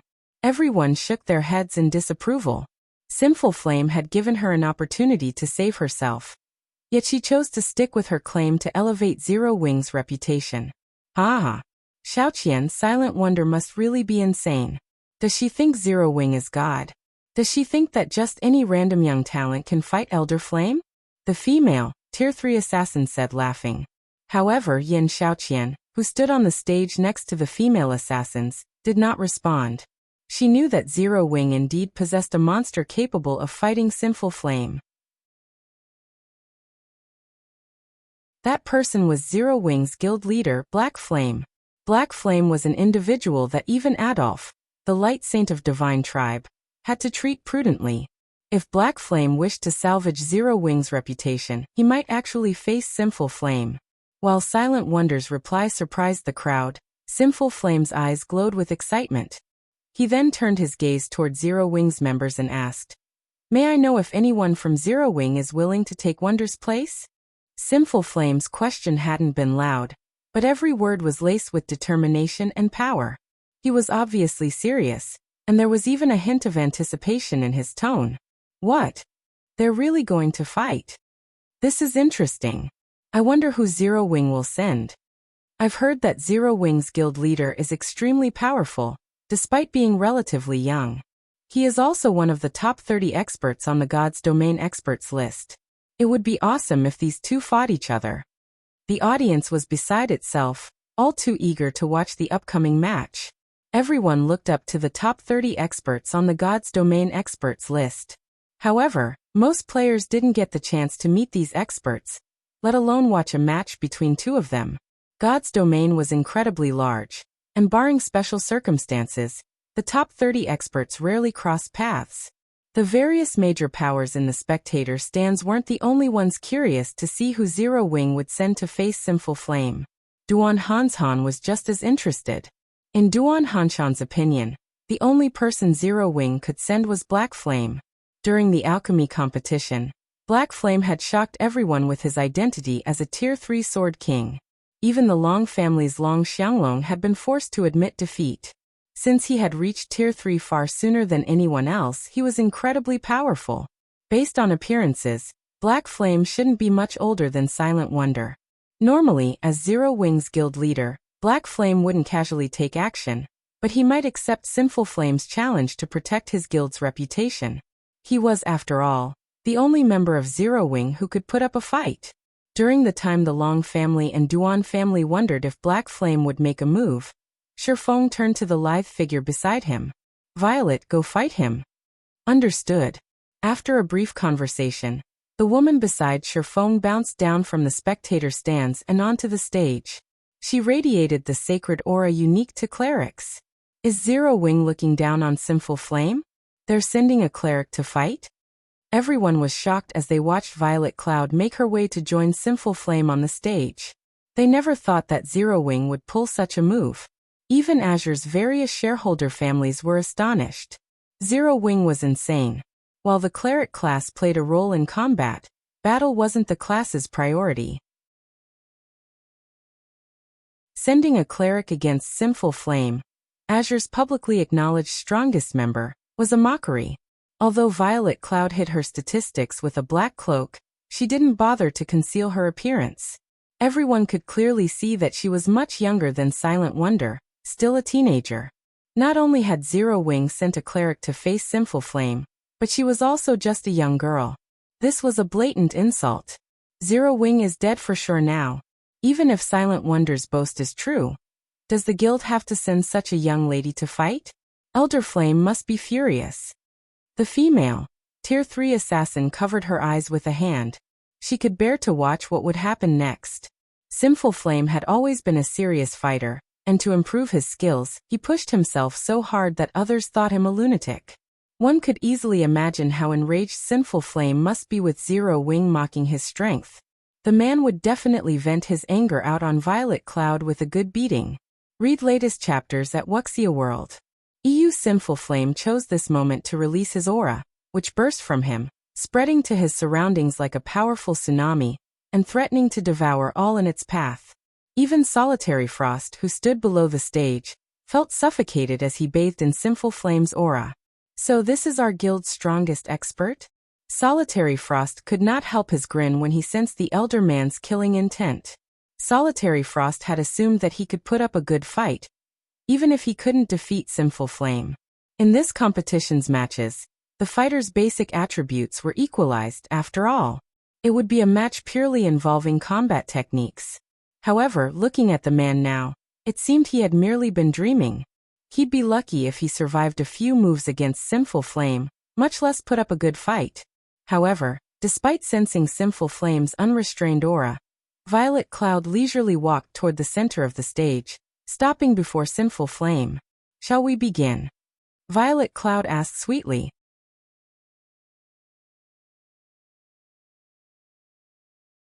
Chapter 2608.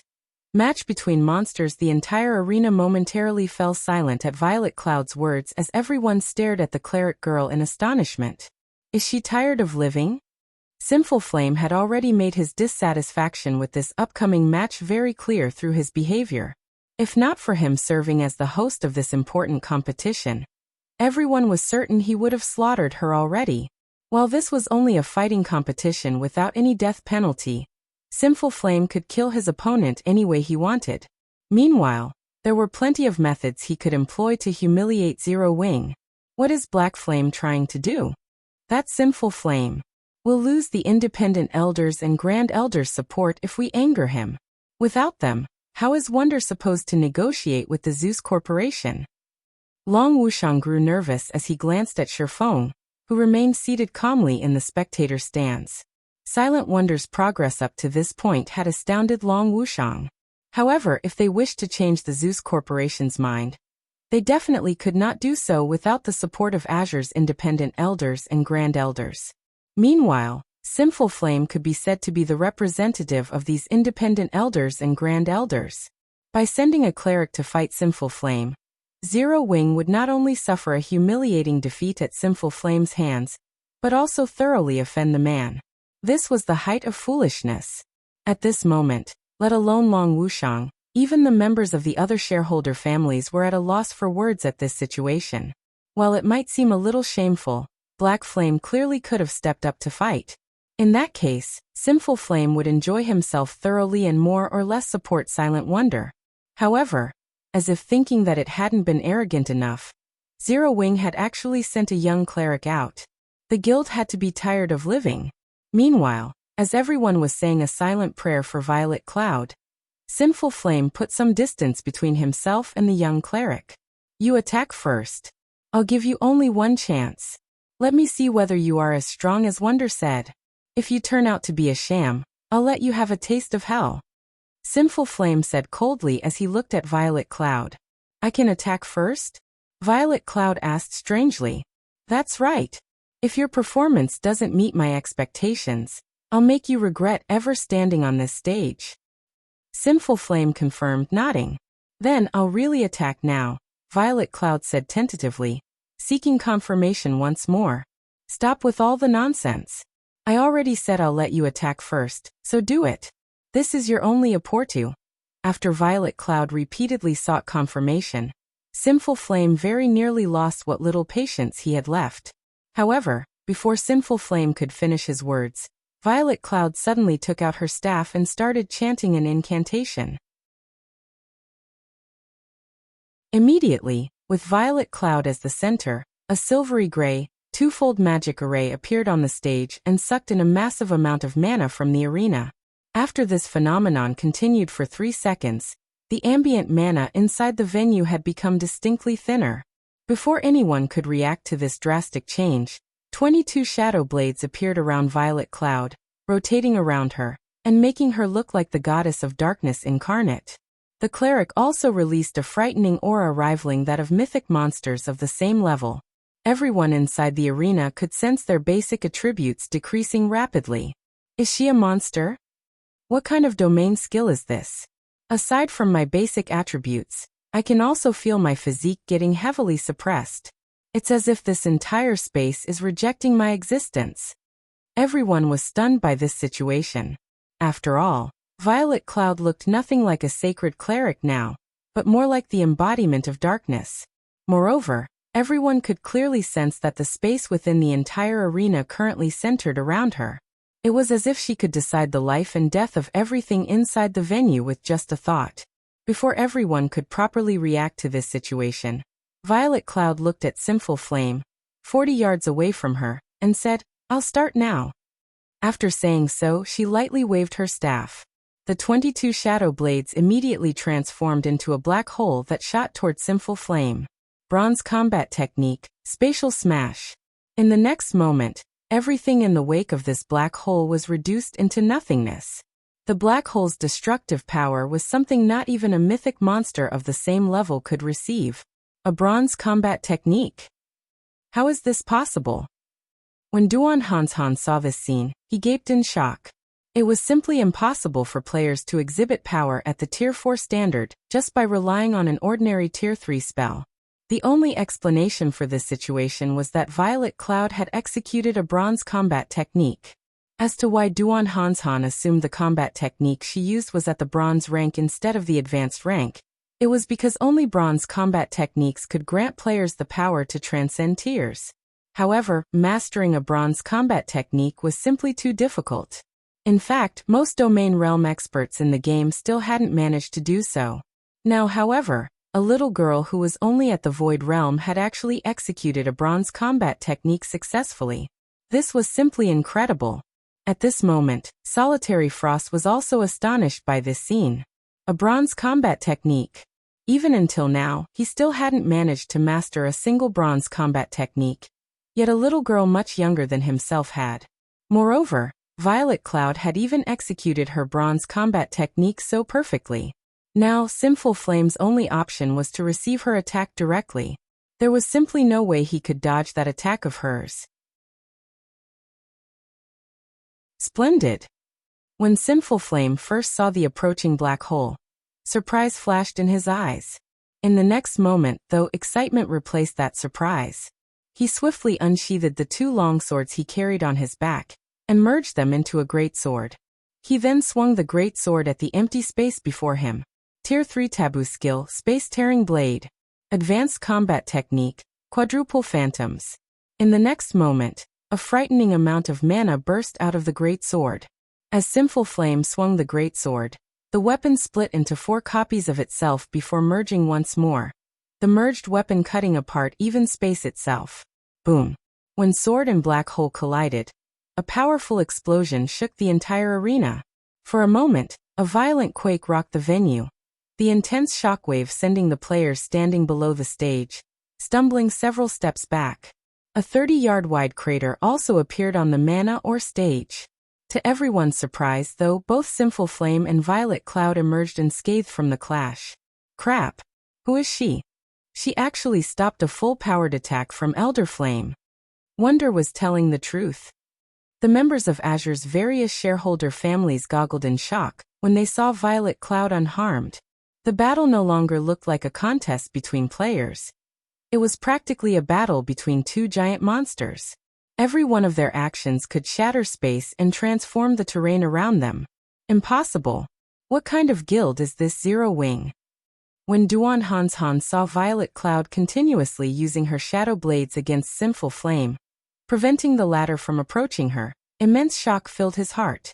Previously, Duan Hanshan viewed Zero Wing merely as a guild seeking to gain the Azure Chamber of Commerce's support. However, Silent Wonder and Violet Cloud were now monstrously strong. Despite neither of them having very high combat standards, one wouldn't be able to find such powerful youngsters even in super guilds. This was especially true for Violet Cloud.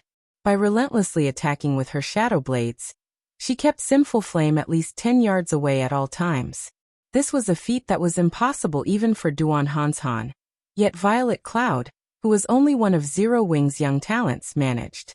However, as the fight on the stage intensified, the concentration both sides consumed also grew. This was especially true for Violet Cloud. Her control over her shadow blades started to decline. What a pity! Your understanding of the spiritualization realm is clearly leagues above mine. You have even given me plenty of inspiration.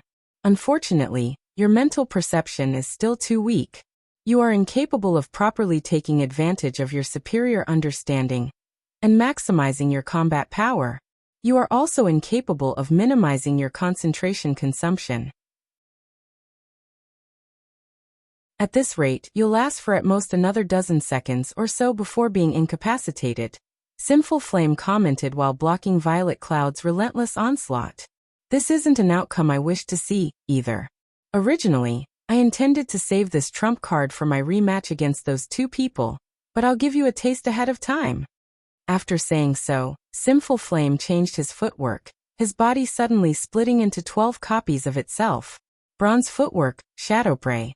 In the next moment, Sinful Flame's 12 doppelgangers continuously flickered, rendering all of Violet Cloud's attacks ineffective. In the end, she could only watch as he closed in on her. However, as Sinful Flame moved increasingly closer to Violet Cloud, the shadow blades surrounding her suddenly disappeared. From an outsider's perspective, it looked as if she had given up on resisting and was waiting quietly for his arrival. What's going on? Did she give up? That's reasonable. Who could possibly stop such an attack? The fact that she lasted until now already makes her one of the top-ranking existences among the younger generation in God's domain. When the spectating crowd saw Violet Cloud apparently abandoning her struggle, none of them jeered or blamed her for doing so. It was very normal for Violet Cloud to suffer defeat. After all, even among the older generation of gamers, very few people could win against Sinful Flame. When Sinful Flame got within 15 yards of Violet Cloud, the cleric suddenly sighed and stabbed her staff into the ground. Read latest chapters at Wuxia World. Indeed, just like the guild leader said, I am no match for you when it comes to combat standards. I am also incapable of bridging the gap, even with my mana body's potential fully unlocked. It seems I have no choice but to go all out. This is a trump card that even my guild leader isn't aware of. Violet Cloud's body started radiating much denser mana than before, her mana now many times stronger than Silent Wonder's. At the same time, the suppression effect of the cleric's domain became even more frightening, so powerful that the phantom Sinful heart had summoned had decreased from 12 to 8. This sudden turn of events flabbergasted everyone inside the arena. Didn't she fully unlock her mana body already? Why is the density of her mana still increasing? Wasn't she using her mana body to fight before?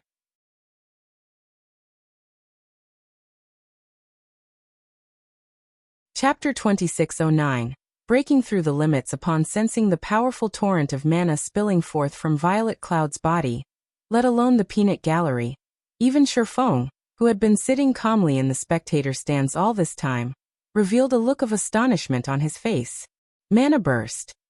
Violet actually broke through the limit so quickly. Shifeng muttered to himself in shock as he gazed at Violet Cloud, his shock much greater than what anyone else present in the arena felt. Breakthrough? Guild leader, what did Violet break through? Aqua Rose, who had overheard Shifeng's mutterings, could not help asking. From Shifeng's reaction, she deduced that he knew what Violet Cloud had done to become so powerful. At this moment, Aqua Rose wasn't the only person curious about this situation. The other Zero Wing members also turned to Shifeng with eyes wide with interest. They all wished to know what Violet Cloud had done to boost the density of her mana to such an extent, surpassing even that of ordinary Tier 4 NPCs. Violet broke through the shackles of the mana body, surpassing the 100% limit and entering a new realm. Shifeng explained when he saw the looks of anticipation everyone was giving him. Breaking through the limits of the mana body was something he longed to accomplish. It would improve his chances of completing his Tier 4 promotion quest and the Divine Dragon's trial.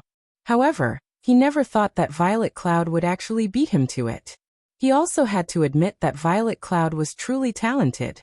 Her reaching Tier 6 in the past had definitely not been a fluke. She was far more talented than the expert players who had reached Tier 6 with the help of a guild. Guild leader, doesn't the mana body reach perfection after hitting 100% potential? How can it go beyond 100%? Fire Dance asked in astonishment. After her mana body reached 100% potential, Fire Dance had gotten a sense of perfection from it. When she manipulated her mana body and used skills and spells with it, she felt that there was no longer any room for improvement.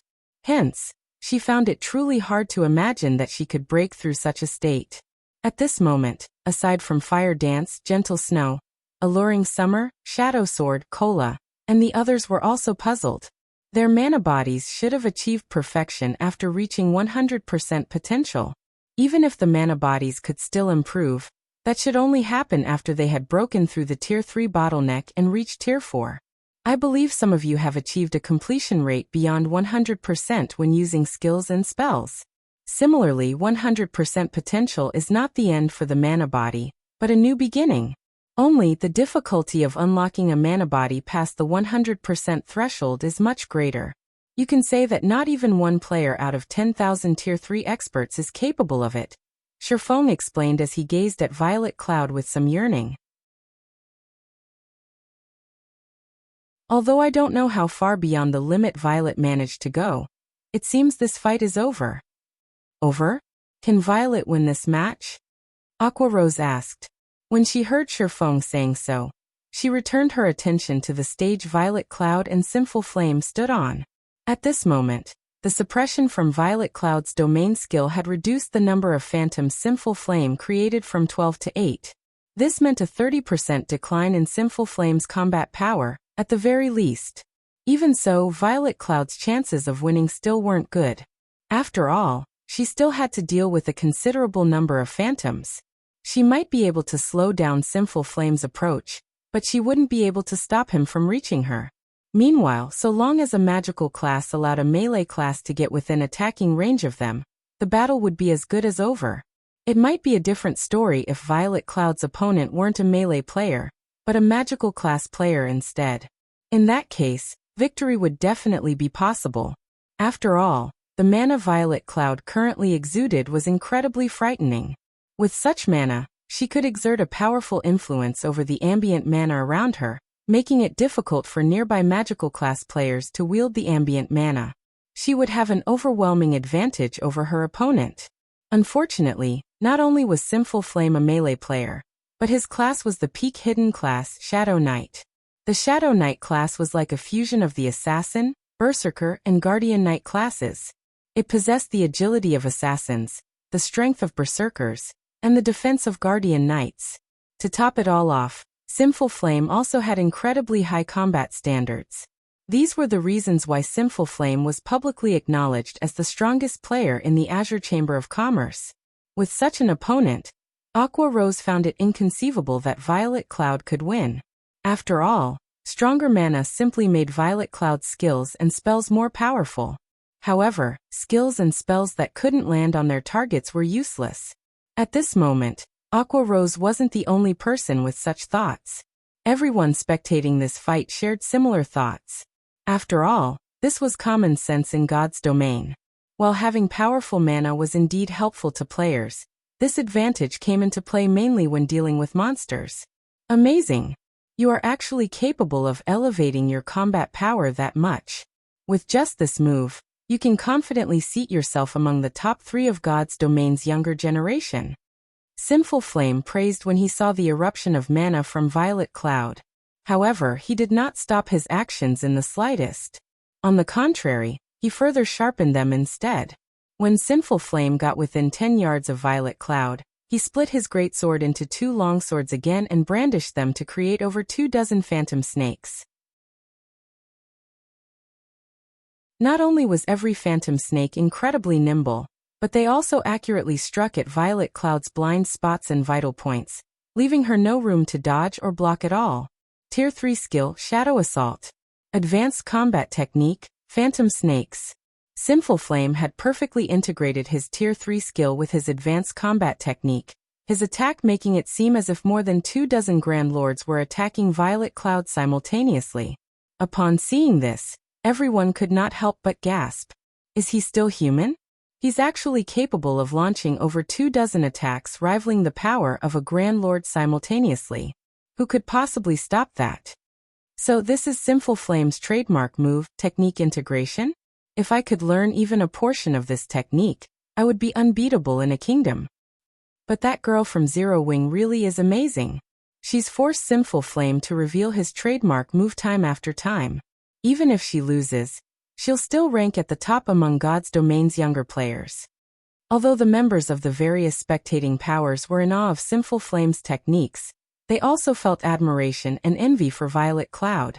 After all, despite her youth, Violet Cloud was pressuring a legendary individual like Sinful Flame.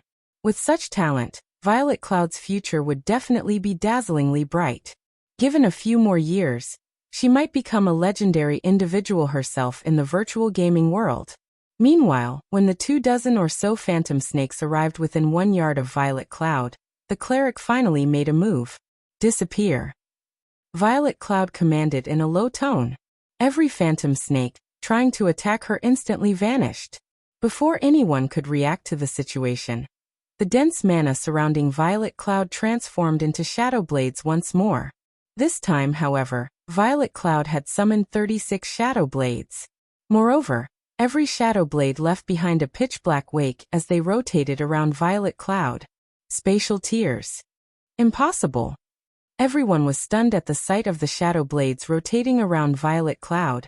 The power of the shadow blades Violet Cloud summoned previously had merely rivaled that of Grand Lords.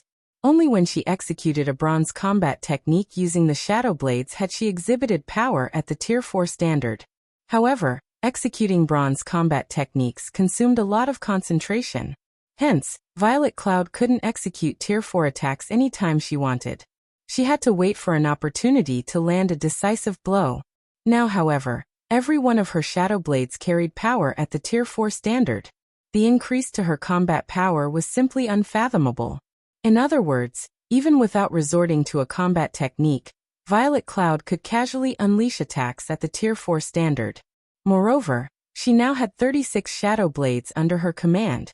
At this moment, let alone the spectating audience, even Sinful Flame himself could not help being stunned by this situation. During the brief instant Sinful Flame was dazed, the 36 Shadow Blades surrounded him and stopped just an inch away from him.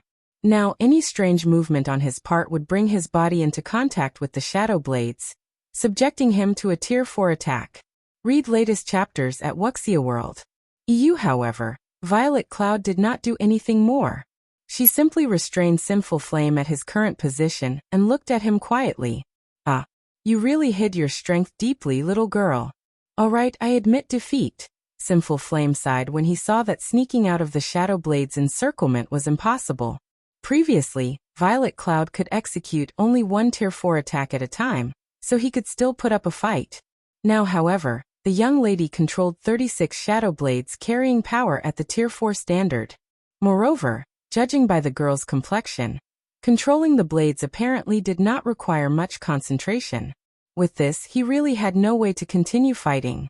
As soon as Sinful Flame admitted defeat, the stage bell rang, signifying the end of the match. Violet Cloud's name was displayed above the stage, along with the word winner. The entire arena fell silent as everyone stared at Violet Cloud.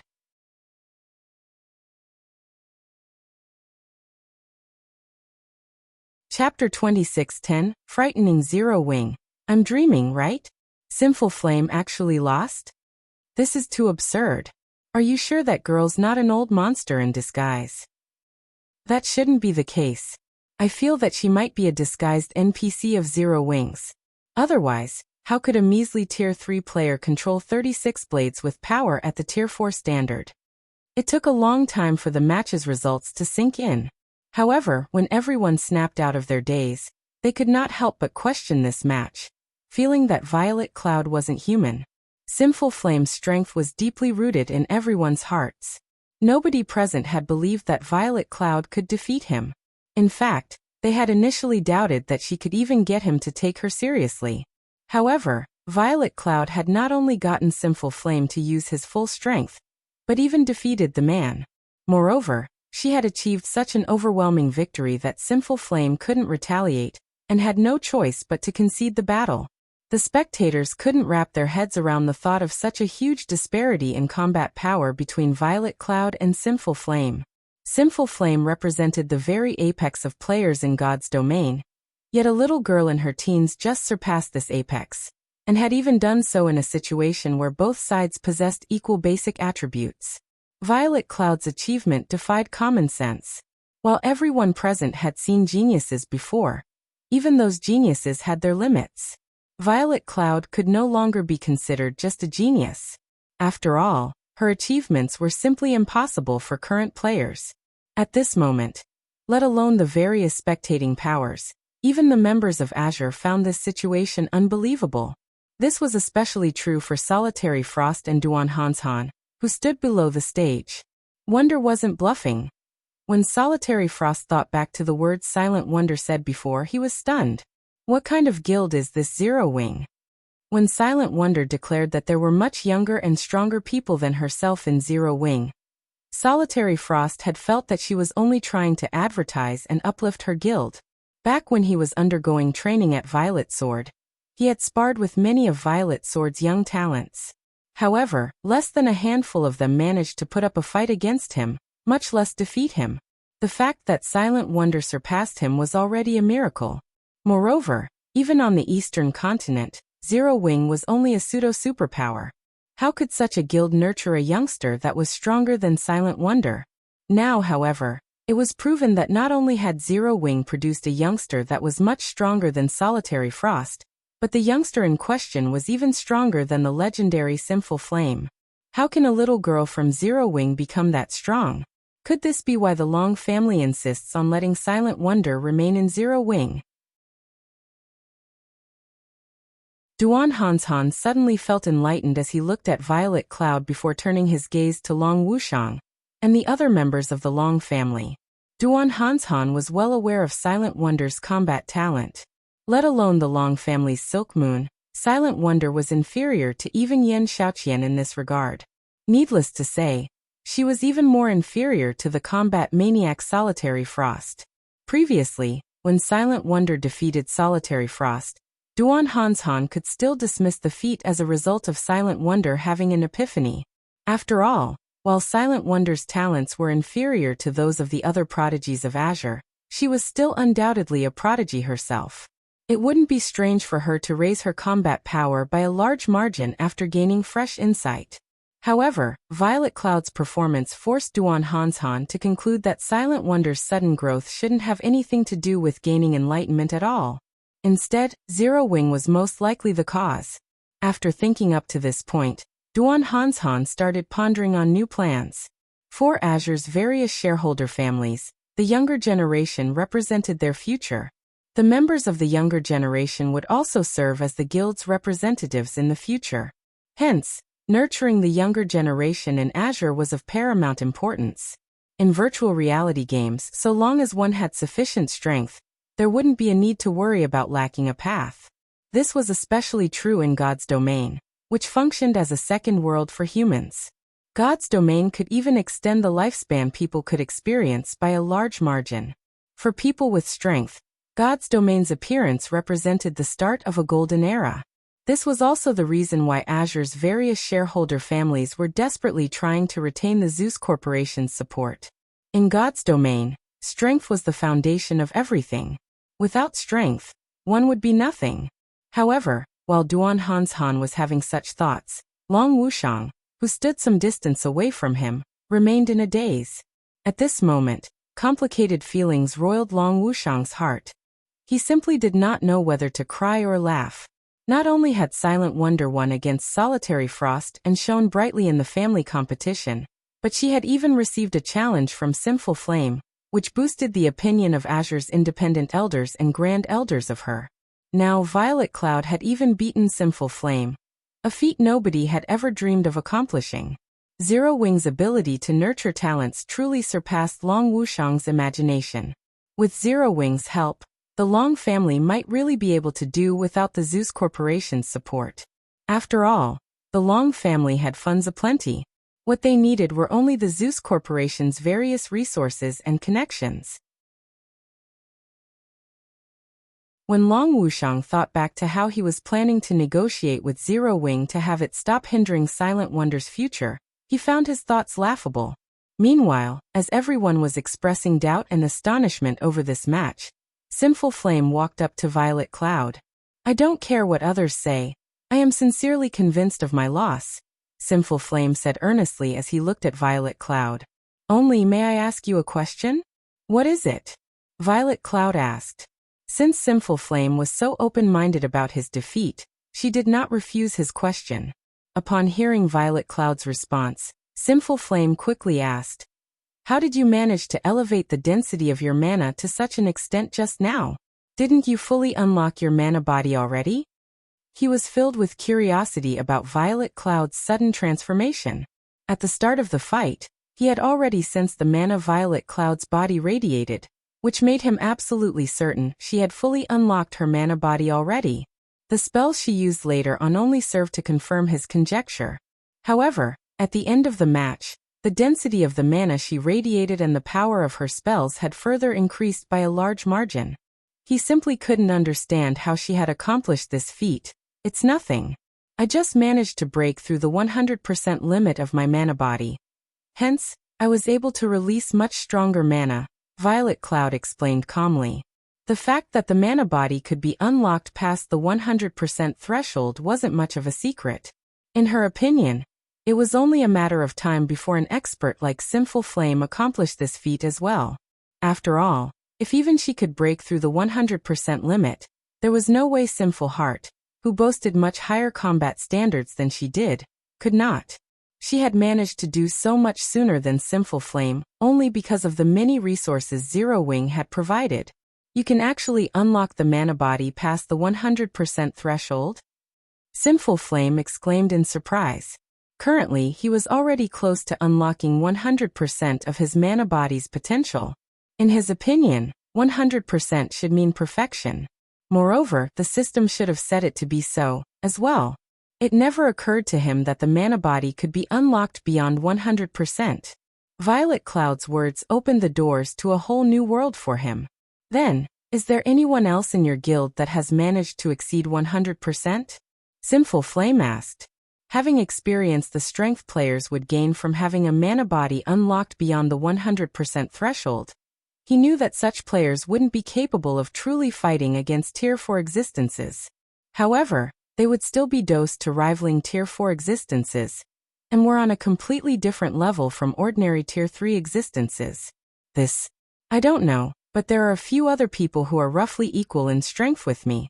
There are also quite a few people stronger than me, Violet Cloud replied after giving the matter some thought. There are still a few others that are stronger than you? Sinful Flame reflexively turned to look at Sherfong and the other Zero Wing members seated in the spectator stands.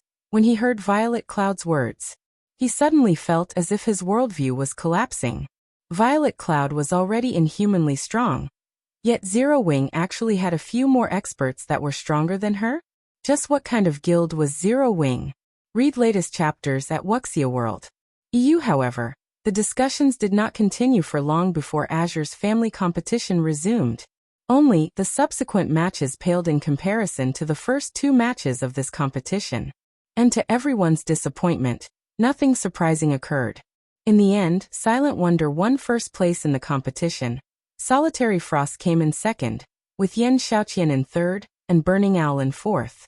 The Long family thoroughly occupied the spotlight for the competition this time. Many of Azure's independent elders and grand elders even started engaging Silent Wonder in small talk, the scene rendering the members of the other shareholder families speechless. Some families were even wondering if they should approach the Long family. Solitary, what should we do? How do we explain this to the instructor? Yen Xiaoqian asked Solitary Frost, who was standing quietly beside her, when she saw Silent Wonder surrounded by Azure's independent elders and grand elders. What else can we do but tell the truth? Solitary Frost sighed. If you are afraid of telling him, I'll do it. Following which, Solitary Frost contacted Violet Sword's instructor Tori and braced himself to report everything that had happened in the family competition.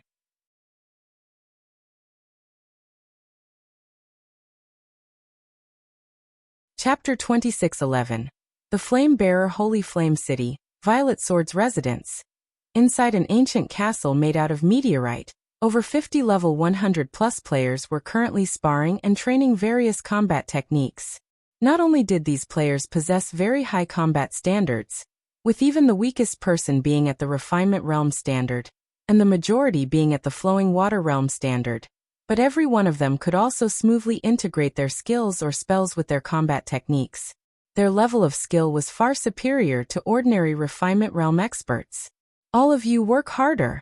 Activating the Ancient Star Castle costs a lot of mana stones, and only a limited number of people can train inside it each time. If you can't pass this week's integration test, then the others waiting in line will replace you. A dark gray armored, middle-aged man with a knife scar on his face shouted as he monitored the players training inside the castle. Instructor Wildfighter, your requirements are too high. Not everybody is like Solitary Frost, able to perfectly integrate advanced combat techniques into our spells in just 1 week. A red-headed woman in blue mage robes, standing beside the middle-aged man, said while shaking her head, I have already lowered my requirements significantly. They only need to gain a basic foundation in integrating advanced combat techniques with skills or spells in 10 days.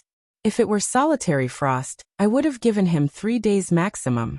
However, even though they have spent more than half of their given time, these newcomers are still stuck integrating basic combat techniques. It seems the guild's new recruits are becoming weaker with each passing generation. Wildfighter said in dissatisfaction as he eyed the group of players training before him. They are far inferior to our generation. Our generation?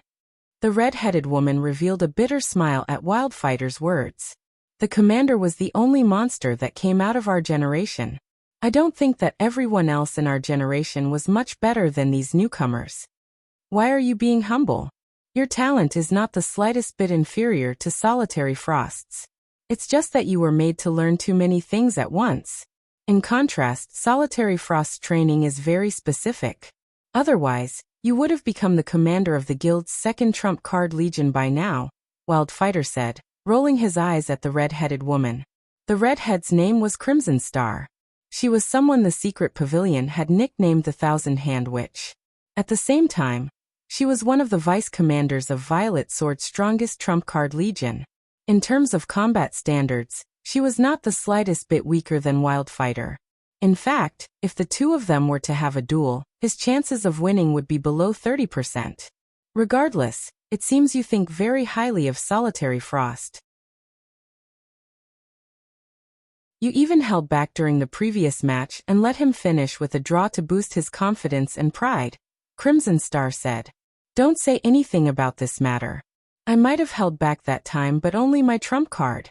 Solitary Frost is still very young, with plenty of room for growth. It is only a matter of time before I lose to him, Wild Fighter said, smiling. Moreover, isn't it because of that battle that Instructor Tori became willing to teach him? That's true. I never thought that Instructor Tori would still be willing to teach someone. I was quite surprised when I heard about it. It's a pity that the guild lacks master lifestyle players, and producing that item takes too much time. Otherwise, Solitary Frost could enter the ancient secret land and receive Instructor Tori's personal guidance.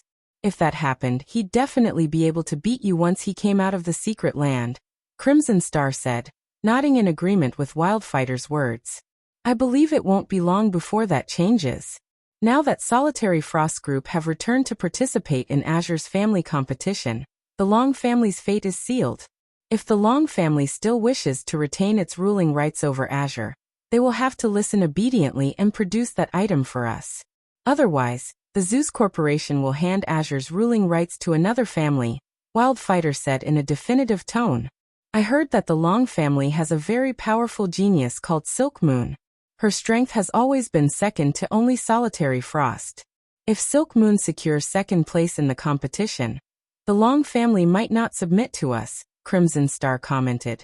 Rest assured, Instructor Tori personally provided Yen Xiaoqian with guidance and helped raise her strength considerably. So long as Silk Moon hasn't reached the domain realm yet, she'll be no match for Yen Xiaoqian, Wild Fighter stated confidently. Solitary Frost might be an exceptional genius, but Yen Xiaoqian wasn't much inferior to him, either. Only, she devoted much of her time to alchemy, so she couldn't capitalize on her talent in combat. However, after receiving guidance from Tori, her strength had definitely reached the peak of Void Realm experts. I don't know whether Silk Moon has reached the domain realm or not, but I stumbled across a rumor stating that the Flame Bearer is instructing Silk Moon.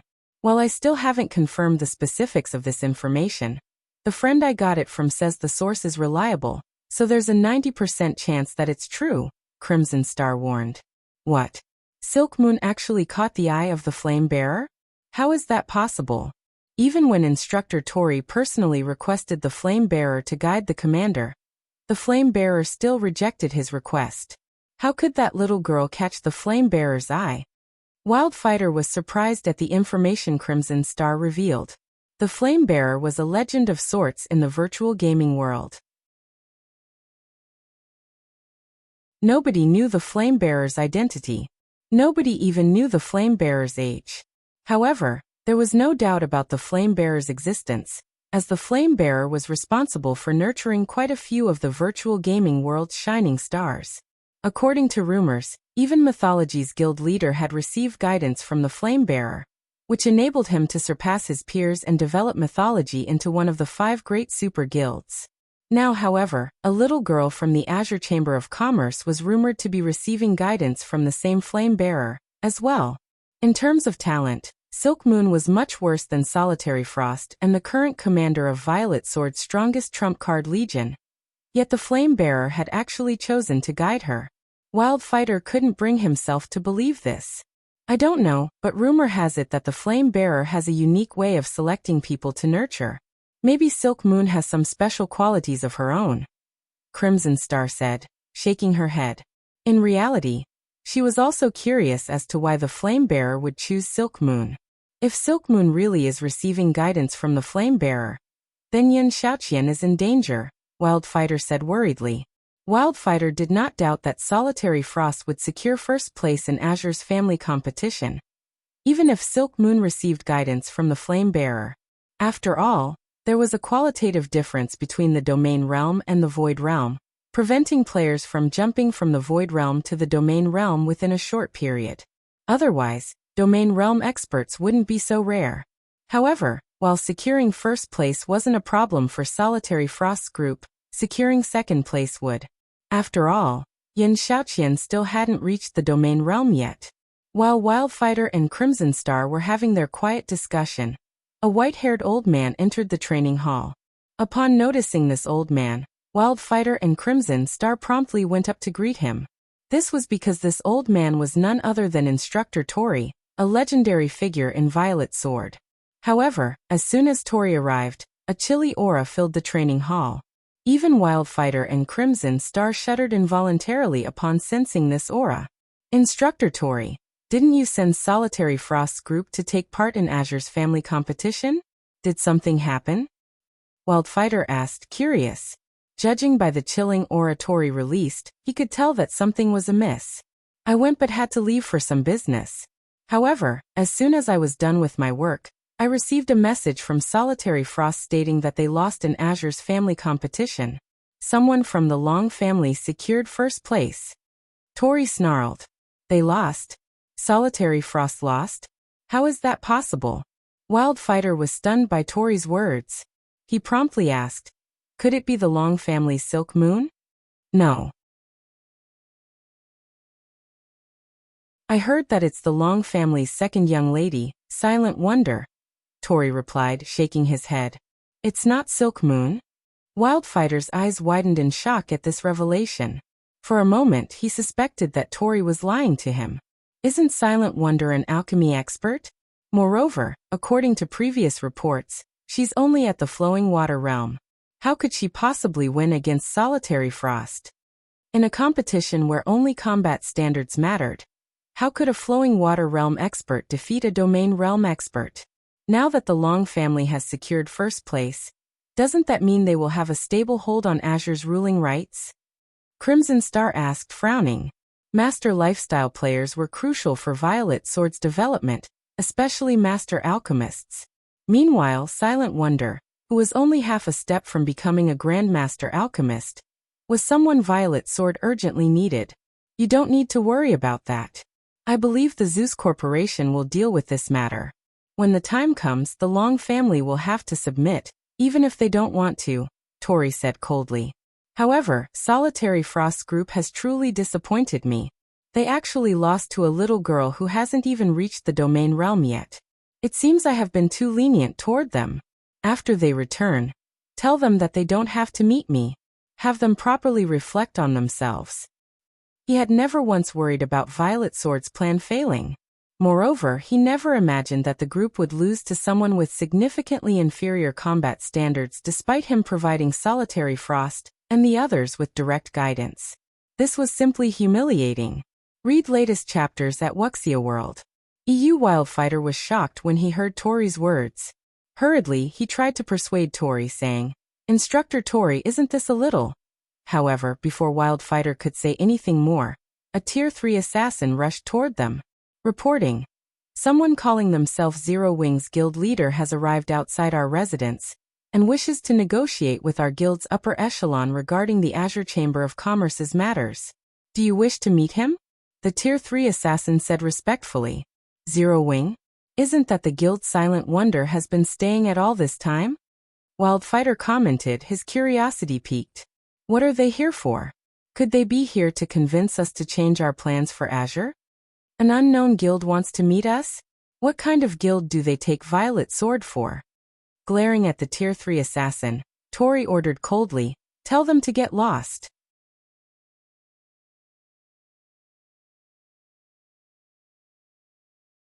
Chapter 26:12. Negotiation Qualifications. Tori's harsh rejection drove a chill down everyone's spines. The players in the hall felt an intense pressure bear down on them, and some of the Refinement Realm trainees could barely even move. Instinctual fear welled within the Tier 3 assassin that had reported Zero Wing's arrival. If he hadn't been certain that he wasn't Tori's target, he would have likely turned and fled. Instructor Tori has such high hopes for Solitary Frost's group? Crimson Star was surprised to see the frosty look on Tori's face. Tori had stopped teaching people over a decade ago. She and the current commander of Violet Sword's strongest trump card legion had been a part of his last student group. The commander had been Tori's favorite pupil. Tori had even gone to great lengths to seek the Flame Bearer's help in training the commander. Hence, Violet Sword's upper echelons had been stunned when Tori had agreed to train Solitary Frost's group. Crimson Star assumed Tori had only agreed out of respect for the Zeus Corporation, but seeing his reaction now, it seemed he had honestly wanted to help Solitary Frost's group grow stronger. If he hadn't been so invested, he wouldn't have been so furious about their defeat. I'm afraid that sending them away isn't wise, Instructor Tori.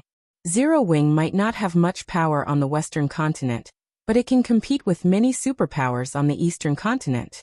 It even has control over the Dark World's teleportation gate. Since Zero Wing's guild leader has paid us a personal visit, others will criticize the guild if we turn him away at the door. Wildfighter tried to persuade Tori. Violet Sword was a veteran super guild. While Zero Wing wasn't based in the West, Violet Sword's intel network had investigated this smaller guild. They weren't entirely unaware of Zero Wing's background. Even if they hadn't researched the guild, it was difficult to avoid the name Zero Wing. The guild had become incredibly famous in the East, after all, and many superpowers were talking about Zero Wing. Did Zero Wing's guild leader come alone? Crimson Star asked the Tier 3 assassin. No. He came with a group of a dozen or so people. The Long family's Long Wuxiang is with them as well, the assassin replied. The Long family? They certainly didn't waste any time. Wildfighter could not help but frown. After learning that the Long family's second young miss had won Azure's competition this year, Wildfighter knew it would be difficult making the family obey. Now Azure's strongest younger member was from the Long family, and after all was said and done, the Zeus Corporation was merely one of the chamber's shareholders. It wasn't the largest shareholder. Once the rest of the shareholders saw the Long family's potential, they would offer it their support. Threatening the Long family's dominance in Azure would become incredibly difficult. Because of this, the Long family now qualified to negotiate with Violet Sword, and it had only been a matter of time before the family sent a representative. However, Wildfighter hadn't expected the Long family to act almost as soon as Azure's family competition had ended. It seems the Long family has found its confidence. Otherwise, they wouldn't have shown up so soon, Crimson Star said. It's probably because of Zero Wing. The guild has an alliance with Netherworld Empire, after all. In addition, Zero Wing is responsible for helping Silent Wonder win the competition. Obviously, Zero Wing is quite capable when it comes to nurturing talented players. The Long family must think it'll do fine on its own, without support from Violet Sword or the Zeus Corporation, Wildfighter assumed. The most important developmental aspects for any guild were talented experts and resources. While Azure did not lack experts, it didn't have nearly as many resources as a veteran super guild like Violet Sword. If Azure wished to continue its development, it would have to ally with the Super Guild. This was exactly what Azure's various shareholder families and Grand Elders were pushing for. However, if Azure no longer had to worry about nurturing its talented members, neither the Long family nor the chamber itself would bother to ally with Violet Sword. Violet Sword was already demanding a high price for this alliance, and the partnership would basically transform Azure into one of Violet Sword's vassals. None of Azure's shareholders wanted this, but they had to agree due to the immense pressure the Zeus Corporation placed on them to agree. This is interesting. Show them to the reception room and make them wait for a while, Tori decided. I'm interested to see what ability Zero Wing has to make the Long family so confident. Understood. The Tier 3 assassin breathed a sigh of relief as Tori calmed down. He then ran back to the residence's entrance. Meanwhile, a crowd had formed outside of Violet Sword's residence, embroiled in a heated discussion regarding Zero Wing's members. The group of players was just too eye-catching. Two gigantic flying mounts stood behind Zero Wing's members. An eagle, with arcs of electricity dancing across its body, and a skeletal dragon, radiating bursts of cold. Both flying mounts had auras on par with Grand Lords of the same level, and when they stood side by side, they were impossible to ignore. Crap. Who are these people? They actually have 2 mounts that rival Violet Sword's Netherflame Eagle. What an amazing guild. Violet Sword only has 2 extraordinary flying mounts, yet these people have 2 as well. At this stage of the game, flying mounts were still unattainable for most of God's Domain's players. Even the various large guilds only had a few flying mounts, and most of those were common. Even so, it was enough to allow them to flaunt their strength. Meanwhile, the various super guilds would go crazy for extraordinary flying mounts, which could hold their own against Grand Lords of the same level. Not everyone could say the same. Even most Tier 3 experts would have to flee from such a monster. Only with a team of Tier 3 experts could take down Grand Lords of the same level. However, not only could a guild easily hunt Grand Lord ranked field bosses with an extraordinary flying mount, but they could also broaden their sphere of activity, visiting far more dangerous locations in search of resources. While passers-by quietly discussed Zero Wing's 2 flying mounts, Long Wuxiang, who waited at the entrance to Violet Sword's residence, began to grow nervous.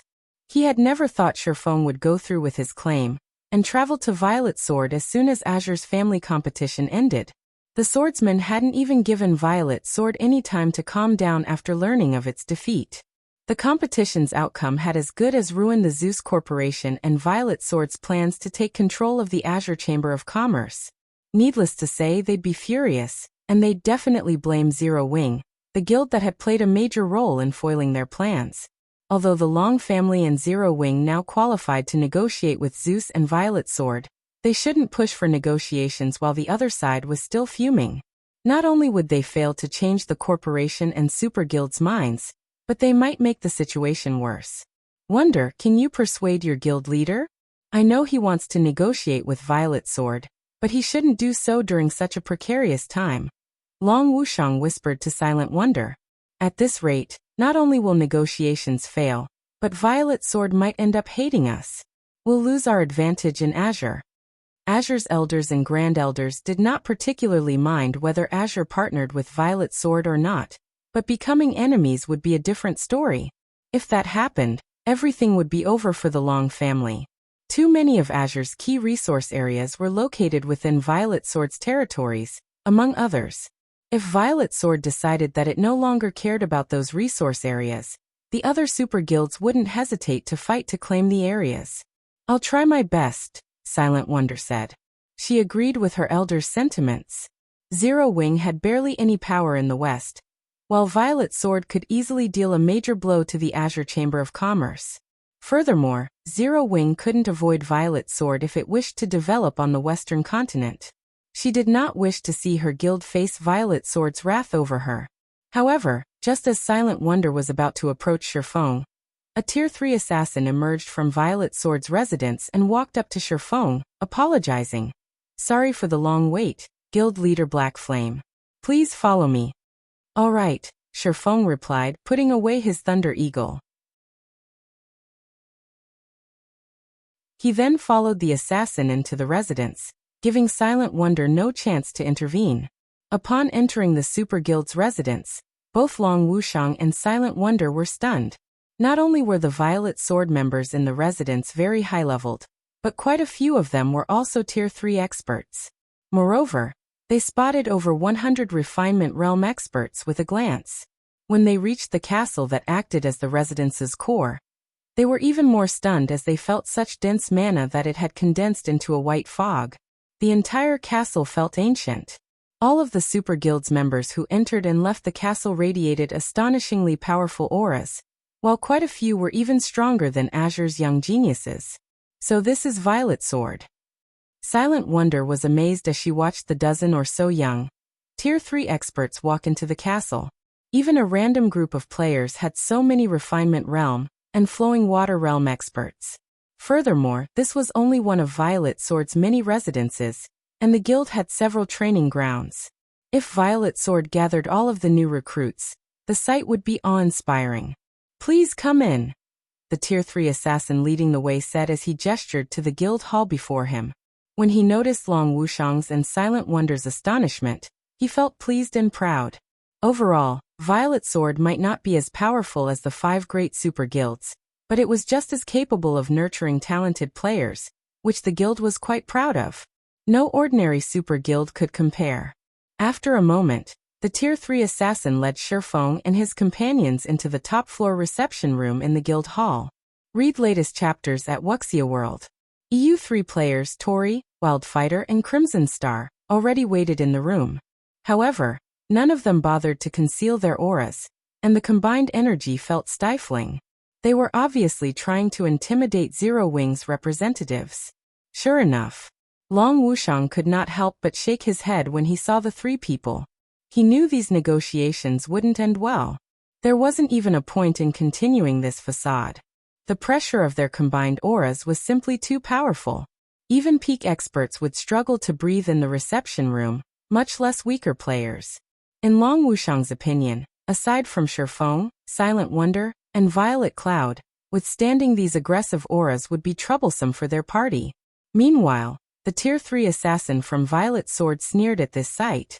Zero Wing might be a pseudo-superpower, but Violet Sword was no ordinary super guild, and Zero Wing had no place trying to instigate negotiations on a whim. This room is really stuffy. Aqua, why don't you guys remove your cloaks? It'll be cooler for you that way, Shifeng calmly suggested, never taking his eyes off of Tori and his 2 comrades.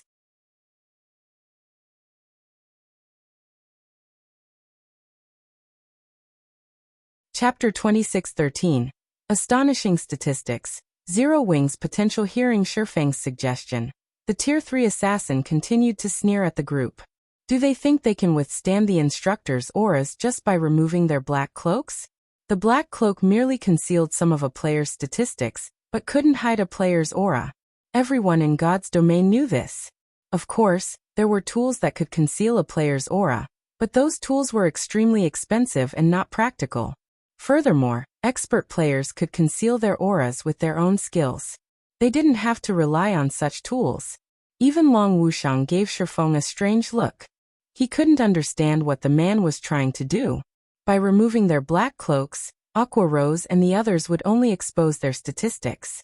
That wouldn't help them withstand these 3 monsters' auras. Tori, Wildfighter, and Crimson Star were all instructors in Violet Sword. Anyone that could become a super guild's instructor would also be a Grand Elder, absolute upper echelons in the guild. Super guilds also acquired top-tier weapons and equipment each day. A veteran super guild like Violet Sword had likely seen every kind of weapon and equipment piece the game had to offer. Now that Violet Sword was in a fit of rage and intent on striking fear into their group to chase them away, not even full sets of top-tier weapons and equipment would be enough to change these 3 instructors' minds. During the time the Tier 3 assassin and Long Wuxiang wondered what Shifeng intended, Aqua Rose and the others removed their black cloaks. When they saw these players' statistics, the assassin and Long Wuxiang nearly fainted from shock. Level 117. The moment the black cloaks were gone, these players' auras burst forth like erupting volcanoes. The ambient mana rapidly gathered around them, creating a mana vortex that thinned the rest of the mana in the room. When the Tier 3 assassin and Long Wuxiang realized that these auras rivaled that of mythic monsters, they instinctively stepped back to a tolerable distance. Meanwhile, Tori's group stared in astonishment when they saw Aqua Rose's and her companions' levels. Level 117. How is this possible? Even our guild's leveling maniac has only reached level 114. How did they get so powerful? Wildfighter exclaimed in the team chat, overwhelmed with shock as he stared at Zero Wing's players. Their levels weren't the highest in the guild since they normally trained Violet Sword's new recruits. They didn't have time to devote themselves to grinding for levels. Even so, these 3 had never fallen behind the frontline players. The foreign energies in level 100+ maps were a burden, steadily corroding players' bodies and preventing them from grinding for long. Thus, as instructors, Tori and his comrades had to maintain their levels. Meanwhile, these 3 usually trained recruits while recuperating, and as a result, their levels weren't too far behind, even if their leveling speed wasn't the greatest. All 3 were currently level 112, which most peak experts hadn't reached yet. And yet, the players before them had 5 levels on them. How did they manage that? Moreover, Zero Wing didn't have just 1 or 2 players at that level. All 8 members, who had removed their black cloaks, had reached level 117. No, I can sense that all of these people have fully unlocked their mana bodies. They shouldn't have used any special grinding methods to achieve such a high level, Crimson Star said, shaking her head. In God's domain, the only way to level up quickly was to grind monsters. The stronger the monsters players fought, the more EXP they'd gain. If players tried to grind monsters that were 3 levels lower than they wouldn't even earn 50% of what they did when defeating monsters of the same level. If they tried grinding monsters 6 levels lower than they wouldn't get any EXP at all. While questing was also a reliable way to earn EXP, Quest's main objective was to provide coins, weapons, equipment, and special tools. The only way to level rapidly was to face powerful monsters of the same or higher level. Because of this, no player with a high level in God's domain was considered weak. In fact, most ordinary players saw a player's level as a direct representation of their strength. Still shocked, the 3 instructors didn't realize Shifeng had walked up to them. It had felt as if he had stood in the middle of the room all this time. Can we talk now? Shifeng asked, looking at each instructor in turn. Only then did Wildfighter and Crimson Star realize that Shifeng stood before them. Out with it. Why have you come to Violet Sword? Tori asked, giving Shifeng a serious look. He no longer displayed any rage or belittlement. If Zero Wing had had only 1 player at level 117, he would have, at most, been surprised and acknowledged the expert's strength. But not only did a whole group of level 117 players stand before him, but they had also unlocked their mana body's full potential. This achievement couldn't just be the result of personal strength. Rather, it was a representation of the guild's foundation and power. Since Zero Wing had so many high-leveled experts with fully unlocked mana bodies, the guild earned his basic respect. After seeing Silent Wonder and the others himself, Tori also understood why Silent Wonder had defeated Solitary Frost. There wasn't much of a difference between the basic attributes of a player with a fully unlocked mana body and one without, but there was a colossal difference between their combat power. It was almost the difference of half a tier, which wasn't a gap that could be shortened with combat standards and techniques. Although Solitary Frost was a domain realm expert, he was still quite young. He did not have much experience fighting opponents with more raw power. Hence, suffering defeat wasn't all that strange. You're surprisingly frank, Instructor Tori. In that case, I'll just come out with it, Shifeng said, smiling at Tori, who had paid close attention to him since the moment he entered the room. I'm here to discuss Silent Wonder's situation. Guild Leader Blackflame, if you wish to insist that she's a member of Zero Wing, not Azure, and thus doesn't need to develop in Violet Sword, don't bother. I will suggest that my superiors leave Silent Wonder alone, Wildfighter said. Zero Wing didn't have much power on the Western continent, but its potential was incredible. Becoming this pseudo-superpower's enemy over Silent Wonder would be truly unwise. Besides, Violet Sword could still follow through with its plans, even without a half-step Grandmaster alchemist like Silent Wonder. At worst, their plans might take more time to complete. Moreover, the Zeus Corporation was the main reason that Violet Sword had insisted on obtaining Silent Wonder, and the corporation had simply made the demand because the Long family had refused to cooperate fully with Zeus's plan to unify the powers under its command. The Zeus Corporation only wanted to make an example out of the Long family, and was using Violet Sword to do so. Long Wuxiang was stunned to hear Wildfighter give in so quickly. The matter had been dealt with, just like that? The Long family had negotiated with the Zeus Corporation and Violet Sword many times. Yet the two had refused to concede. They had even gone as far as to use Azure's ruling rights to threaten the family. And yet, Shifeng had just visited Violet Sword's residence for the first time, briefly mentioned Silent Wonder, and Wildfighter had agreed to part with her. Long Wuxiang felt as if he stood in the wrong guild's residence. Even Silent Wonder's mouth hung open in shock. She had never expected these negotiations to progress so smoothly. Just as everyone assumed the negotiations were over, however, Shifeng shook his head saying, No, I believe you've misunderstood something. I'm not here to talk about that. What do you wish to discuss then? Wildfighter asked, confused. Hadn't Zero Wing come to dissuade Violet Sword from its plans? Zero Wing would like to partner with Violet Sword. I know your guild has uncovered an ancient secret land, which requires special tools to enter. I suggest our guilds work together.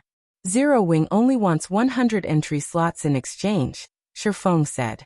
The fact that Violet Sword had relied on an ancient secret land to boost its development speed on the western continent hadn't been a secret in the past. The moment Long Wuxiang had shown up in Zero Wing's residence, Shifeng had remembered this secret land. This ancient secret land held the key to completing the Tier 4 promotion quest. It was the very reason that Violet Sword had nurtured plenty of Tier 4 experts in Shifeng's past life. In fact, this guild had commanded nearly twice as many Tier 4 experts as ordinary super guilds. Guild leader Blackflame, are you insane? Do you know how many slots the secret land has in total? You're asking for half of the slots we have right now. Crimson Star interjected. The ancient secret land was a huge opportunity for Violet Sword to rise to prominence. Hence, every entry slot was incredibly precious, yet Zero Wing wanted half of them. Despite her conservative personality, Crimson Star accused Shifeng of madness. Read latest chapters at Wuxia World. Shifeng was merely offering the help of an advanced master alchemist. It wasn't as if Violet Sword didn't have any of its own. What if I promise that I can help you capture the ancient secret land? Shifeng unhurriedly said, chuckling. Capture it? What kind of place do you think it is? Are you going to capture an ancient secret land with just 10 experts with fully unlocked mana bodies? Crimson Star mocked, smirking. Experts with fully unlocked mana bodies were indeed precious right now, but Violet Sword could nurture quite a few with another 2 weeks. Many of the Super Guild's experts had already made considerable progress, and the Violet Sword was more than capable of capturing the ancient secret land without Zero Wing's experts. At most, doing so might take another 2 weeks.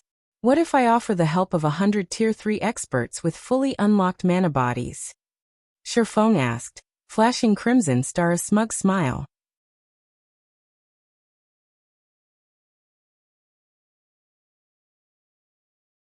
Chapter 26:14.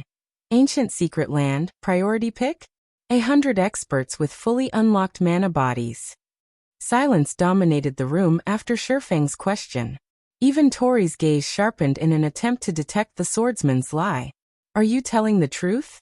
Tori asked. The various superpowers urgently needed experts with fully unlocked mana bodies. Only these experts could cope with the environments and monsters within level 100+, super large-scale team dungeons, and hostile secret lands. Unfortunately, a handful, even just a dozen, experts with fully unlocked mana bodies would be useless during raids. A team of 100 of these experts would be a different story, however. With a full 100-man team, raiding these locations would be possible, and such a team would be invaluable to Violet Sword, which had located an immensely important, ancient secret land. Meanwhile, Long Wuxiang gaped at Shifeng from the reception room's entrance. He had never dreamed that Zero Wing's foundations were so frighteningly sturdy. 100 experts with fully unlocked mana bodies. With these 100 experts, no superpower would dare provoke Zero Wing, even if it didn't have much power in the West. If these 100 experts decided to retaliate in the fields or cause a scene in a guild city, the targeted superpower would definitely suffer. Of course. I wouldn't have come all the way here otherwise, Shifeng confirmed, nodding. Although Zero Wing only had a little over 24 experts with fully unlocked mana bodies right now, many of the guild's Tier 3 Refinement Realm experts had already reached 85% or higher thanks to the Lost Town's special environment. At most, Zero Wing would need 3 more days to gather a full 100-man team. The raid on the ancient secret land wouldn't begin immediately. Violet Sword would need some time to prepare. Without the necessary tools, players wouldn't survive in the secret land, and by the time those tools were ready, Zero Wing should have all the experts it promised. Hence, Shifeng didn't consider his statement to be a lie. Tori and the other 2 instructors fell silent after hearing Shifeng's reply. Are we actually going to agree to his offer, Instructor Tori? This ancient secret land is likely unique in God's domain. You already know how astounding the environment is for training. Black Flame is too greedy. We have already split half the entry slots with mythology. If we give another 100 entry slots to Zero Wing, we'll have less authority there than mythology. Even if we retain a spot, Wildfighter asked Tori in the team chat. The ancient secret land had a strict entry limit. It was more like an ancient city, isolated from the outside world, than a true secret land. As long as players defeated the trial boss, they'd become ordinary citizens in the city, enjoying the city's various benefits. To monopolize this secret land, Violet Sword had partnered with mythology, and both guilds had dispatched large armies to barricade the entrance, preventing other powers from entering. Each guild would then occupy half of the available entry slots. Violet Sword had gone to great lengths to secure 200 entry slots, yet Zero Wing wanted 100 for helping the Super Guild defeat the trial boss. No matter how one looked at it, this didn't seem like a worthwhile transaction. Given another 2 weeks, Violet Sword would be more than capable of taking the trial boss down by itself. The Super Guild didn't need any of Zero Wing's help. Crimson Star nodded in agreement to Wildfighter's comment. Guild leader Black Flame, while your proposal is tempting, you demand too much. I can offer a maximum of 10 entry slots, not one more. Tori said after giving the matter some thought. Even without your help, we will capture the secret land. It only may take us a few days longer. You might be right, but as far as I know, Violet Sword isn't the only power in control of the ancient secret land. Just one day could make a massive difference. I'm sure you're aware of this, Instructor Tori. Moreover, I don't just want 100 entry slots. I also want priority over one of the items the trial boss drops, Shifeng coolly declared, nodding. Long Wuxiang could only stare at the swordsman, utterly flabbergasted. How was this supposed to be a partnership negotiation? Violet Sword had clearly stated that it would succeed, with or without Zero Wing, but instead of reducing his demands, Shifeng had asked for even more, setting his sights on the trial boss's loot. He was simply insane. You're correct. We're not the only guild in control of the ancient secret land right now, but you can't ally with the other guild, can you? Zero Wing has offended mythology often in the past, Wildfighter countered with a grin. Violet Sword is Zero Wing's only prospect for an alliance. We're already being quite generous by offering 10 entry slots. If you don't like it, you'll have to find another way to enter the secret land. Zero Wing's conflict with mythology was no longer fresh news. If mythology hadn't been the only other guild to control the ancient secret land, Violet Sword might have conceded to Shifeng's demands. There was no way mythology and Zero Wing would work together at this point. Shifeng was dreaming if he thought he could claim 100 entry slots in priority over the trial boss's loot. Convinced Shifeng was a madman, Long Wuxiang couldn't help but shake his head. Zero Wing was immensely powerful in the East. In fact, it was so powerful that not even several superpowers could take it down. However, Zero Wing's strength was limited to the Eastern continent. Even if the guild brought 100 experts with fully unlocked mana bodies to the West, it could, at most, annoy the various superpowers. Zero Wing couldn't reach the various superpowers' roots, let alone those of a veteran super guild like Violet Sword. What if we enter the secret land by ourselves? Shifeng asked, smiling. Read latest chapters at Wuxia World. You enter the secret land yourselves? Crimson Star Parrot, smirking. She then continued. Guild leader Black Flame, I don't mean to belittle you, but do you know how large of a force our two guilds have stationed at the entrance?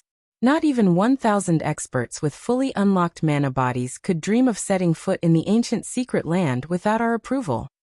To secure their hold, Violet Sword and Mythology had established a guild city around the ancient secret land's entrance.